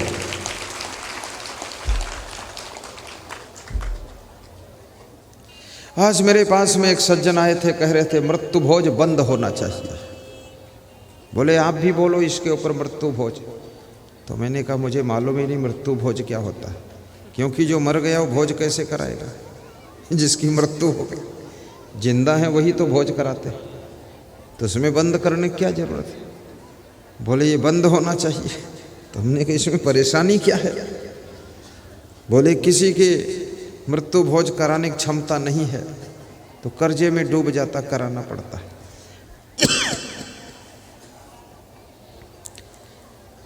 मध्य प्रदेश में भी मृत्यु भोज का विरोध हो रहा है, लेकिन किसी चीज़ का विरोध करना तो उसके सभी एंगल देख लेना, सभी पार्टों पर भी विचार करना कि मृत्यु भोज का परिणाम क्या है। मृत्यु भोज क्यों किया जाता है? जब तुम्हारे घर में किसी विशेष व्यक्ति की मृत्यु हो जाती है, उसके मरने के बाद मृत्यु भोज होता है। और मृत्यु भोज में क्या होता है? आपके रिश्तेदार आते हैं, आपके मिलने वाले आते हैं, आपके प्रेमी गण आते हैं। मृत्यु भोज में कोई दुश्मन थोड़े आते, तुम्हारे खास लोग आते हैं। अब तुम्हारे बाप मर गए हैं और बाप को सब लोग जानते थे, तुम लोग छोटे छोटे उनके बेटे हो, तुम बच गए हो। और बाप मर गए, तुमको सब रिश्तेदार नहीं जानते हैं, सभी लोग पहचानते नहीं हैं। तो इस मृत्यु भोज के कार्यक्रम के माध्यम से तुम्हारा वो परिचय का कार्यक्रम है, पहचान का कार्यक्रम है, तुम्हें लोग जानने का कार्यक्रम है कि रिश्तेदार समझें कि इनके कितने बेटे हैं, कौन कौन बेटे हैं, क्या इनका सिस्टम है, ताकि पहचान बढ़ेगी तो आगे तुम्हारे बच्चों की शादी होने में सुविधा होगी। इसलिए मृत्यु भोज एक परिचय सम्मेलन का कार्यक्रम है। अब इसको बंद कर दोगे जब, तो तुम्हारे द्वार पर कौन आएगा? वहां कौन आएगा? और आएगा नहीं तो पहचान कैसे होगी? और पहचान परिचय नहीं होगी, प्रभाव नहीं पड़ेगा, तो तुम्हारे आने वाली पीढ़ी के शादी विवाह कैसे होंगे, रिश्ते कैसे जुड़ेंगे?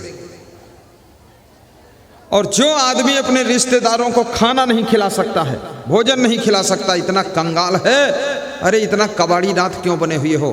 पान पुड़िया खाने भर का पैसा है, दारू पीने भर का पैसा है, अंडा मुर्गी कुकरी कुत्ता बिल्ली खाने भर का पैसा है, और बीड़ी सिगरेट पीने भर का पैसा है, गांजा तमाकू खाने पीने का पैसा है, और इधर उधर ताश खेलने का जुआ खेलने का पैसा है, और बाप मर गया और इतनी करोड़ों की प्रॉपर्टी दे गया, उसमें से लाख रुपया खर्च करके रिश्तेदारों को भोजन कराने के लिए पैसा नहीं है।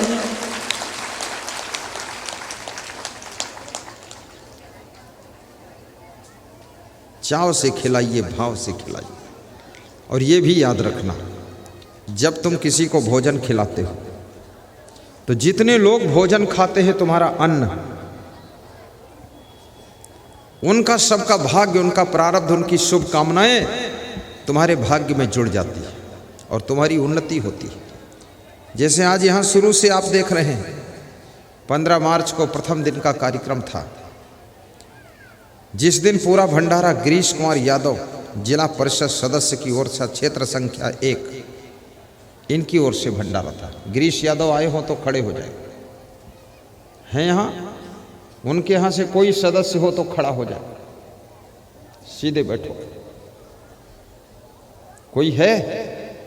कोई नहीं है। 15 तारीख को दिन में भी और रात में भी उनकी तरफ से भंडारा हुआ है।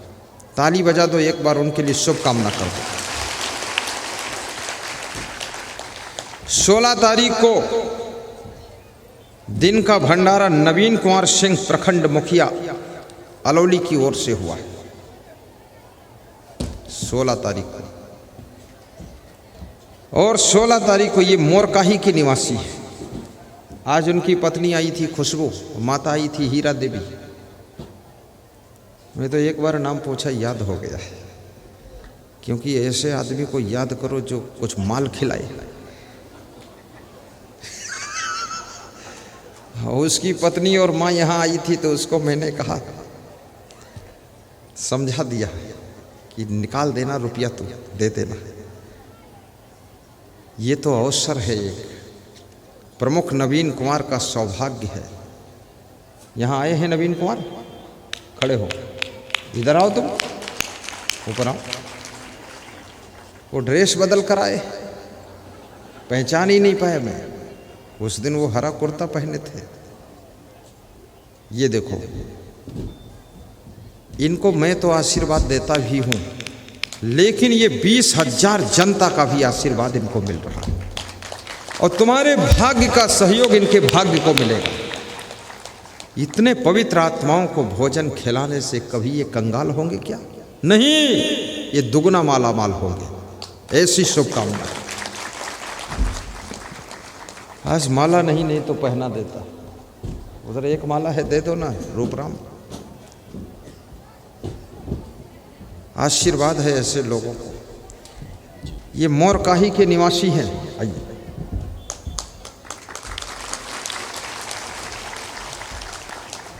इशारा पूछ रहे हैं कि जाऊं उधर।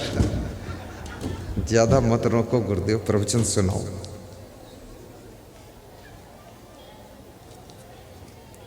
सत्रह तारीख, आज 17 है, दिन और रात का भंडारा श्री संपत खेतान सनोखर निवासी। कहाँ हैं खेतान जी? हैं यहाँ? बुलाओ। चले गए? आज लास्ट दिन है। आज का भंडारा, आज का भोज, आज का सारा सिस्टम भोजन भंडारे का, श्री क्या नाम? संपत खेतान। अभी वहां मिल गए थे रास्ते में हमको, और फिर वापस चले गए। बहुत बड़ा दिल है। अभी आप सबको इतना भोजन खिलाएंगे, इतने सत्संगी भाइयों बहनों को, आयोजक मंडल को इतना बड़ा योगदान किया है, और उनके भोजन में से थोड़ा सा आटा हमारे भंडारे में भी पहुंचेगा, तो सोचो आप, इतने महान संत, इतने गुरुदेव उनकी रोटी खाएंगे और आप लोग उनकी पूड़ी और सब्जी खाएंगे, तो क्या आपकी शुभकामनाओं से वो व्यक्ति कभी गरीब होगा? अरे वो तो बहुत अमीर हो जाएगा। 16 मार्च को रात में भंडारा किया था श्री लुखन यादव जी गम्हरिया निवासी, खीर और पूड़ी का भंडारा था। आइए लुखन यादव जी, ये भी कोई साधारण आत्मा नहीं है। अगर ये ना करते तो क्या हम लोग जबरदस्ती करा लेते? ये अपनी खुशी से कर रहे हैं, प्रसन्नता से कर रहे हैं, और ये बुद्धिमान लोग हैं। ये सोच रहे हैं ये राष्ट्रीय संत पहली बार मेघौना में आए हमारे क्षेत्र में, अब दोबारा इनका आना हो ना हो पता नहीं है। ये पहली बार में ही ये सेवा का पुण्य लूटना है, और उसको लूटने के लिए भंडारा कल खीर पूड़ी का किया था। 16 तारीख की शाम, यानी कल शाम को रात में खीर पूड़ी सब्जी, यही बात है। कोई माला हो तो दे दीजिए, एक माला पहना दो।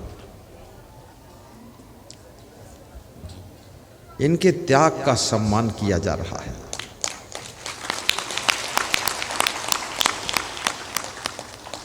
धन तो सबके पास होता है, लेकिन जो उसका त्याग करता है उसका सम्मान होता है। इसलिए मृत्यु भोज में कोई ऐसा जरूरी नहीं है कि उसमें आप रसगुल्ला गुलाब जामुन बनवाओ। जैसी क्षमता है, दाल चावल सब्जी रोटी भी ठीक है, पूड़ी सब्जी दाल चावल ठीक है। मैंने बताया ना, मेहमान भगवान का रूप होता है, और भगवान तो बेर खाकर भी खुश रहते हैं। और वो मेहमान नहीं है जो तुम्हारे घर में खीर पूड़ी खाकर भी खुश ना हो, वो बेईमान है। वो मेहमान के रूप में बेईमान आया। मैं किसी भगत के यहाँ जाता हूँ, अभी बहुत सी माताएं बहनें कोई मेरे लिए वो खोया दूध का बनाकर उसको पका कर लाई, उसको भी थोड़ा खा लिया उसके सामने भी। आज एक माता जी है नीतू पासवान, वो खीर बना कर लाई थी। तो मैं उसकी तरफ देखा तो उसका मन था मेरे सामने खाओ, बाद को तुम खाओगे नहीं मुझे पता है। तो उसके क्योंकि मैं थोड़ा कम खाता हूँ, इसलिए कि मैं डरता हूँ, इसलिए कि कहीं कुछ दिमाग में गड़बड़ न हो जाए, ये ज़्यादा सब खा पी करके जो प्रवचन भी चौपट हो जाए, इसलिए हम खाने में थोड़ा डरते रहते हैं। क्योंकि याद रखना, और मैं ही खाऊं ऐसा भी जरूरी नहीं है। कहते हैं भगवान के 1000 मुख होते हैं, लाख मुख होते हैं, तो गुरुदेव के ये हजारों मुख बैठे हुए हैं, और गुरुदेव के ये सैकड़ों मुख बैठे हुए हैं। अगर हमारे संत खाते हैं, हमारे भक्त खाते हैं, तो समझ लो गुरुदेव ही भोग लगा रहे हैं।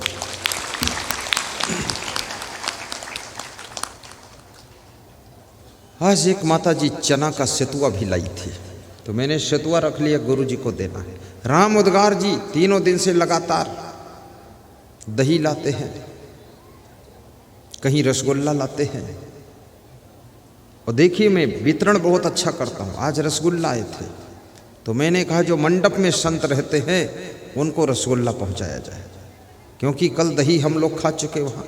अब मत खाओ, आज इधर वालों को दे दो, तो इधर पहुँचाया। ये जो चेला लोग हमारे हैं, ये जो चेला चला रहे कैमरा, इनके लिए भी रसगुल्ला भेजा कि एक एक खा लेना। जो अपनी जबान के स्वाद को कंट्रोल कर सकता है और स्वाद को कंट्रोल करके दूसरों को खाने के लिए भेज सकता है, याद रखना उसी व्यक्ति का नाम तो भगवान होता है। स्वाद को जीतो।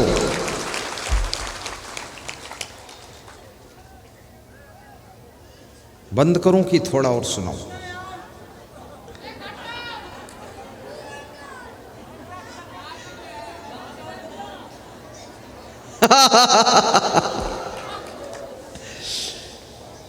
तो आगे भविष्य में भी कभी मुझे बुलाओगे कि सब आज ही सुन लोगे? बुलाओगे? इधर वाले बोलो, इधर महिला मंडल बोलो।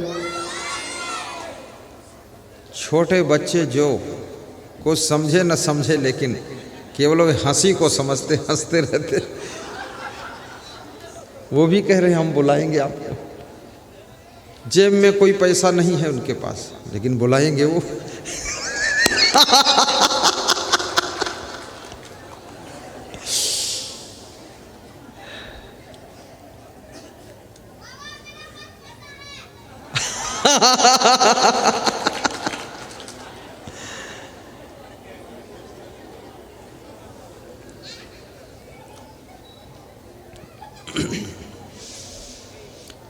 एक धाम मिला गुरु की दाया, दुनिया में ऐसा धाम नहीं।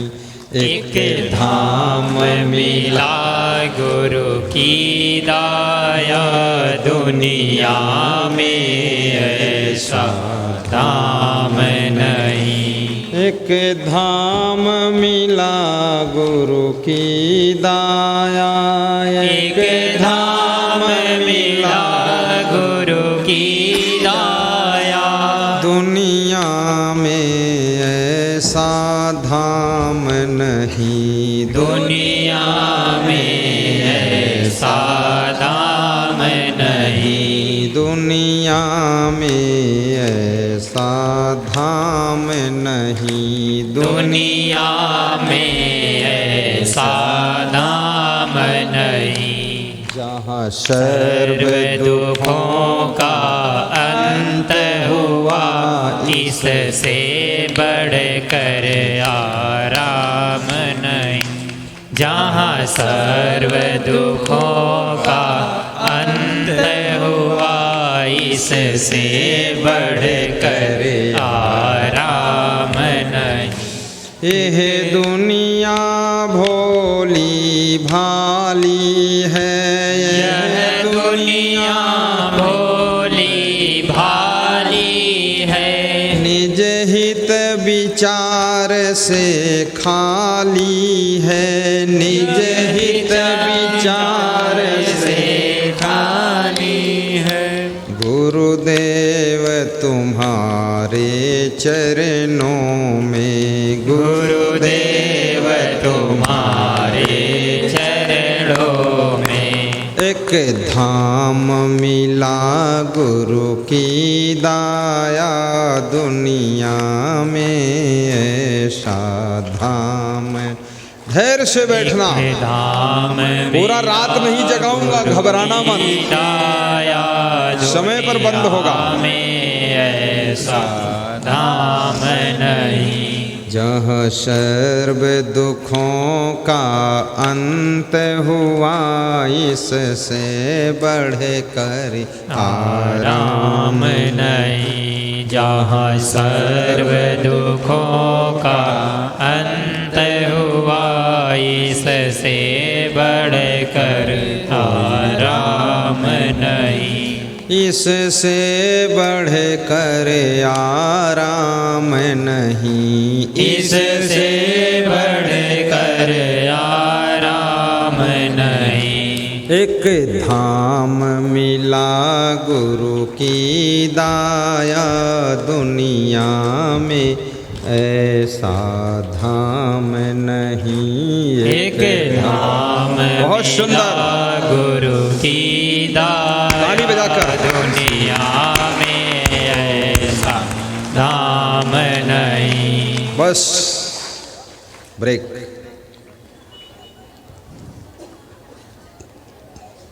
ध्यान को एकाग्र करें। आज मैंने आपके बीच में बहुत प्रश्न रखा था, उन प्रश्नों का समाधान कर देता हूं। कबीर से पूछा गया, भक्ति बड़ी है कि संपत्ति बड़ी है? कबीर साहब कहते हैं, भक्ति के बिना संपत्ति भार है, और ये यदि भक्ति आपके घर में है तो संपत्ति बहार है, उपहार है, और संपत्ति पाकर तुम होनहार हो। और भक्ति यदि नहीं है तो ये संपत्ति केवल भार है। और संपत्ति के साथ साथ भक्ति तुम्हारे दिल में है तो याद रखना, फिर तो आपकी जिंदगी ही त्योहार है।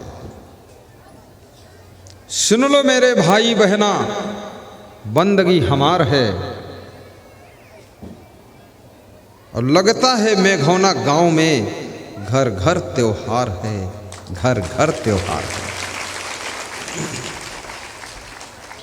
सबके घर रिश्तेदारों से भरे हुए हैं, सोने की जगह नहीं है। सब रिश्तेदार, महिलाएं, माताएं, बहनें, पुरुष सब आए हुए हैं और सब ने आमंत्रित करके बुलाया है कि गुरु महाराज आ रहे हैं, आप आइए। सुन लो मेरे भाई बहना, बंदगी हमार है। में लगता में घौना गाँव में घर घर त्योहार है। लगता में घौना गाँव में घर घर त्योहार है। घर घर त्योहार है, घर घर त्योहार है। सुन लो मेरे भाई बहना, बंदगी हमार है, बंदगी हमार है। नीले में जो श्यामा रंग, नीले में जो श्यामा रंग, प्रभुवर तुम्हार है। प्रभुवर को मन में रख लो, मिलता बाहर है। गुरुवर को मन में रख लो, मिलता बाहर है। मिलता बाहर है, मिलता बाहर है। आता त्योहार है। गुरुवर को मन में रख लो, मिलता बाहर है। गीत है अजामिल जैसी पदवी तो पाएगा, दुनिया में नाम तेरा अमर हो जाएगा। दुनिया में नाम तेरा अमर हो जाएगा। लीला है न्यारी गुरु की हो, लीला है न्यारी गुरु की, महिमा अपार है। लगता में घौना गाँव में घर घर त्योहार है। लगता में घौना गाँव में घर घर त्योहार है। घर घर त्योहार है, घर घर बाहर है। घर घर त्योहार है, घर घर बाहर है। लगता में घौना गाँव में घर घर त्योहार है। लगता में घौना गाँव में घर घर त्योहार है। बोलिए सद्गुरु भगवान की जय। भक्ति आपके जीवन को सजाती है और संवारती है। संपत्ति आपके शरीर के लिए सुविधा बनाती है। शरीर के लिए सुविधा चाहिए और इस जिंदगी के लिए भक्ति का प्रभाव चाहिए। और आपकी भक्ति बड़े बड़े संतों को आकर्षित कर लेती है। मातृ भक्ति, पितृ भक्ति, अतिथि भक्ति, गौ भक्ति, देश भक्ति और गुरु भक्ति, ये सभी भक्ति का स्थान समझना। जिस माँ ने जन्म दिया है उसकी भी थोड़ी भक्ति करना। जिस पिता ने पाला पोसा है उसकी भी भक्ति करना। जिस देश की गोद में रह रहे हो इस देश की भक्ति भी रखना। और जिन गायों का जिंदगी भर दूध पीते हो, भैंसों का, उनसे भी प्रेम रखना।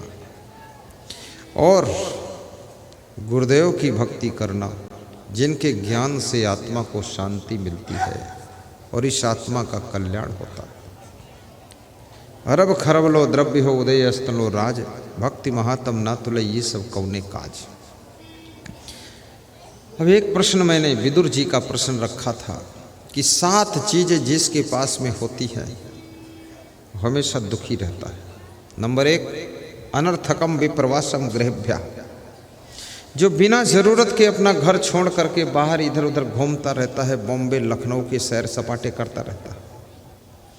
आवश्यकता नहीं फिर भी पटना में घूम रहा है 4-5 स्टार में, 5 स्टार होटल की दाल पी रहा है, कहता है दाल फ्राई लाओ। वह व्यक्ति हमेशा दुखी रहता है। इसलिए व्यर्थ में घूमने नहीं जाना चाहिए। बहुत बड़े लक्ष्य को लेकर के अपना घर कारोबार छोड़कर जाना चाहिए। अभी राजस्थान से एक भक्त यहाँ आने वाले थे, तो कह रहे थे इतना बड़ा कारोबार है, अगर मैं आऊँगा तो वाइफ नहीं आ सकती, वाइफ आएगी तो मैं नहीं आ सकता। तो मैंने कहा तुम आओगे तो वाइफ को कौन वहाँ बचाएगा, वाइफ आएगी तो यहाँ उसकी रक्षा कौन करेगा। तो मैंने कहा आओ ही मत, मोबाइल में सुनते रहो।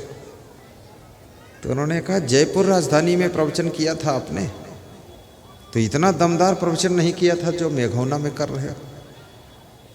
तो हमने कहा मेघौना के लोग ही बहुत दमदार है।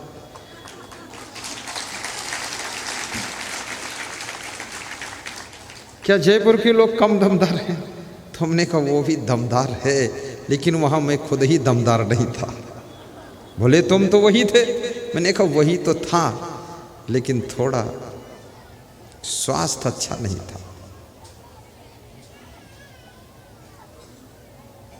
जब स्वास्थ्य अच्छा नहीं होता, क्या अच्छा नहीं था?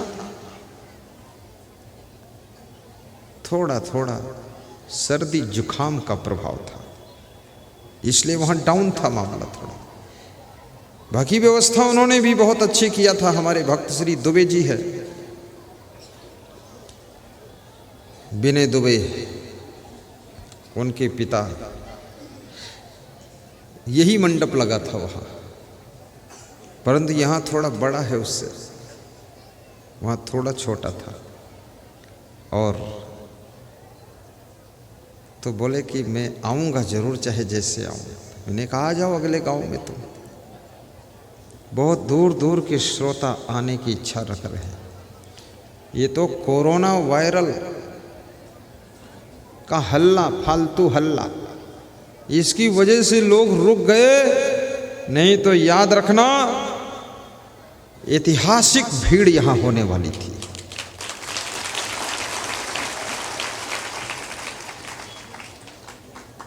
मैं भी याद करता जिंदगी में कि वास्तव में मेघौना का कार्यक्रम टॉप पर गया है।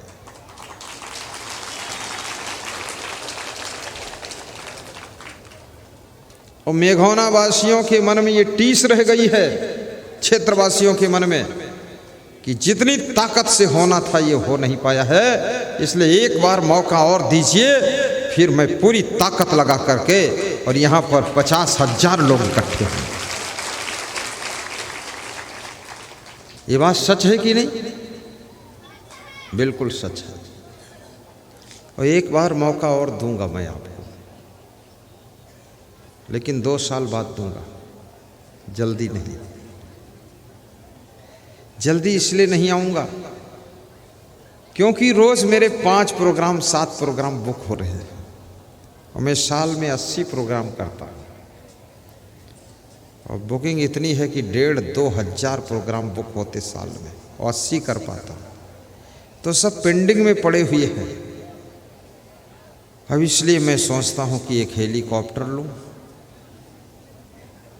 जो रास्ते में 3 दिन रोड पर लगता है मुझे खड़बड़ खड़बड़, तो वो 3 दिन बचेगा, 1 घंटे मोड़ के आ जाऊंगा तो प्रोग्राम और हो जाएंगे, कम से कम 30 प्रोग्राम और बढ़ेंगे। ऐसा विचार किया हूं कि हेलीकॉप्टर ही लेना पड़ेगा।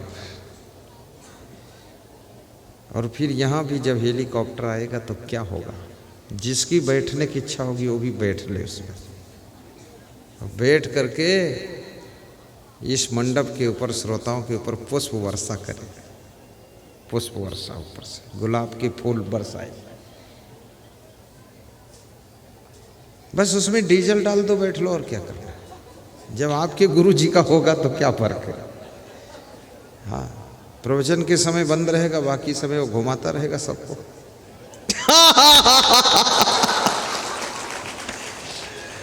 दूसरे हेलीकॉप्टर आते, वो छूने नहीं देता है। और आपके गुरु जी का हेलीकॉप्टर, आओ आओ बैठो इस, ठीक रहेगा कि नहीं?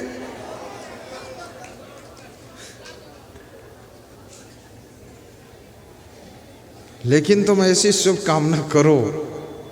ये हेलीकॉप्टर मुझे रुचि नहीं है, लेकिन समय बचाने के लिए उसकी ज़रूरत है। जब मैं यूपी से यहाँ आता हूँ 3 दिन मेरा लग जाता है, और यूपी से यहाँ आने में 2 घंटा लगेगा, तो 3 दिन में तो एक गांव का प्रोग्राम हो जाएगा। अभी जैसे मैं 14 तारीख को आया, यहाँ रात में 3 बजे पहुँचा, हम भी ध्वस्त हो गए पूरा। और भगत लोग कह रहे थे हम स्वागत करेंगे, स्वागत भगत सब अलग फलग हो गया। हेलीकॉप्टर होगा तो बीच का जाम वाम से मतलब ही नहीं, हमसे नदी वदी से मतलब ही नहीं। बस आधे घंटे में भागलपुर से उड़ के यहाँ आ गई, 20 मिनट में, 20 मिनट भी नहीं लगेगा, 15 मिनट बस फट से। पहले 50 गांव के ऊपर हेलीकॉप्टर घुमा दूंगा, फिर उतार दूंगा और फिर तुम्हारे साथ चल दूंगा। उससे प्रचार भी हो जाएगा, महाराज आ गए।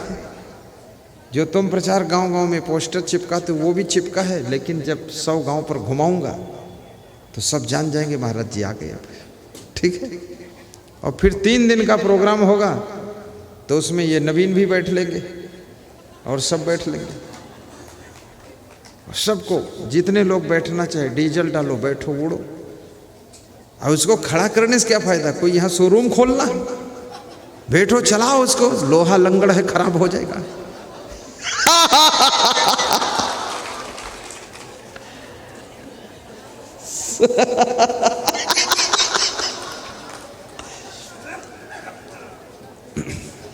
समय बचाने के लिए।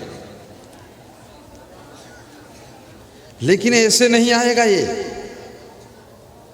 तुम सब लोग जब सपने में शुभ कामना करोगे, जागते समय नहीं, सपने में, तभी आएगा। करोगे कि नहीं करोगे? आज रात में देखो सपने में हेलीकॉप्टर घूमेगा आपका। सपने में गुरु को देखूं, जागूं तो दर्शन पाऊं। मैं गुरु को देखूं, जागूं तो दर्शन पाऊं। जब तक सांसें चलती है, जब तक सांसें चलती है, गुरुवर की महिमा गाऊं। सपने में गुरु को देखूं, जागूं तो दर्शन पाऊं। सपने में गुरु को देखूं, जागूं तो दर्शन पाऊं। मैं तो कल विदा हो जाऊंगा 8:30 बजे, परंतु याद रखना, यदि आपकी सच्ची भक्ति होगी तो आपको कभी कभी रात में सोते समय ये मेघौना के मंडप का सपना आएगा, श्रोताओं का सपना आएगा, व्यास गादी का सपना आएगा, प्रवचन का सपना आएगा, यहाँ के भंडारा का सपना आएगा, इस भीड़ का सपना आएगा, गुरुदेव का सपना आएगा। और जब सपना आने लग जाए सत्संग का, भीड़ का, श्रोताओं का, गुरुदेव का, तो समझ लेना अब तुम्हारा कल्याण होना शुरू हो गया। क्योंकि सपना वही आता है जहां ज्यादा लगाव होता है। मैं सबको धन्यवाद देता हूँ। अनर्थकम विप्रवासम गृभ्या पापई संधि। जो पापियों से दोस्ती करता है वो हमेशा दुखी रहता है, इसलिए पापियों से दोस्ती मत करो। परदाराभिमर्शम, और जो पराई स्त्रियों में आकर्षित होता है, पराई पुरुषों में जो आकर्षित होता है वो सदैव दुखी रहता है, इसलिए उसमें आकर्षित मत हो। और नंबर 4, दंभम अस्तैन्यम पैसुनम मद्यपानम। और जो दंभ करता है, चोरी करता है, चुगली करता है, मद्यपान करता है, ये 4 अवगुण है, वो हमेशा दुखी रहता। ना सेवते यश सुखी सदैव, जो इनका सेवन नहीं करता वो सदैव सुखी रहता है। आज इस मंडप में संकल्प ले लेना मेरे भाइयों बहनों कि मैं कभी भी अंडा, मुर्गा, मछली, मांस और शराब, बीड़ी, सिगरेट, गांजा, चरस, तंबाकू, व्यसन, विलास और फैशन, इसका त्याग करूंगा। सादा जीवन, उच्च विचार और शाकाहारी रहूंगा, व्यसन मुक्त रहूंगा।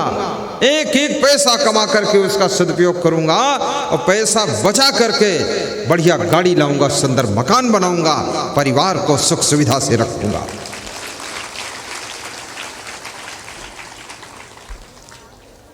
एक आदमी यदि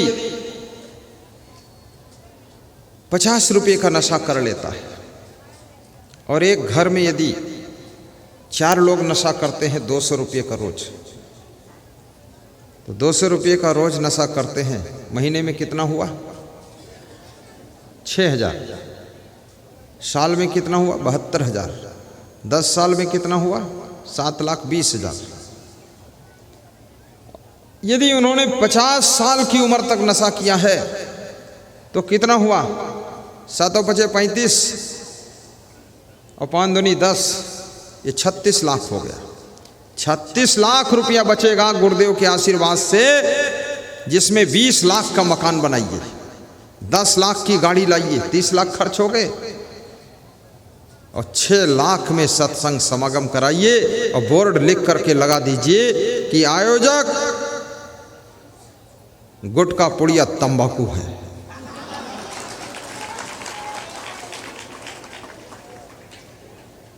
बीड़ी सिगरेट की बचत से कार्यक्रम चल रहा है, और गाड़ी लाइए, गाड़ी में लिख दीजिए गुरुदेव के कृपा से गाड़ी आई है, कृपया रास्ता खाली कीजिए, मैं आ रहा हूं। हम आपको सुखी और संपन्न देखना चाहते हैं। इन माताओं बहनों को भी विशेष सुविधाएं दीजिए, इनको खुशियां होनी चाहिए। जब ये अपने मायके जाएं तो कार में बैठकर जाएं। अभी मैंने इस साधु को इसके घर पर भेजा था कुछ काम से, ये कार से गया तो पूरे गांव के लोग देखने आए, इससे पूछते थे कि तुमको गुरुजी ने कार से भेजा? बोले हाँ। बोले कोई और लेकर आए? बोले मैं लाया हूं। बोले इतना तेरा प्रभाव जम गया वहां 1 साल में? बोले पूरा जमा लिया हूं।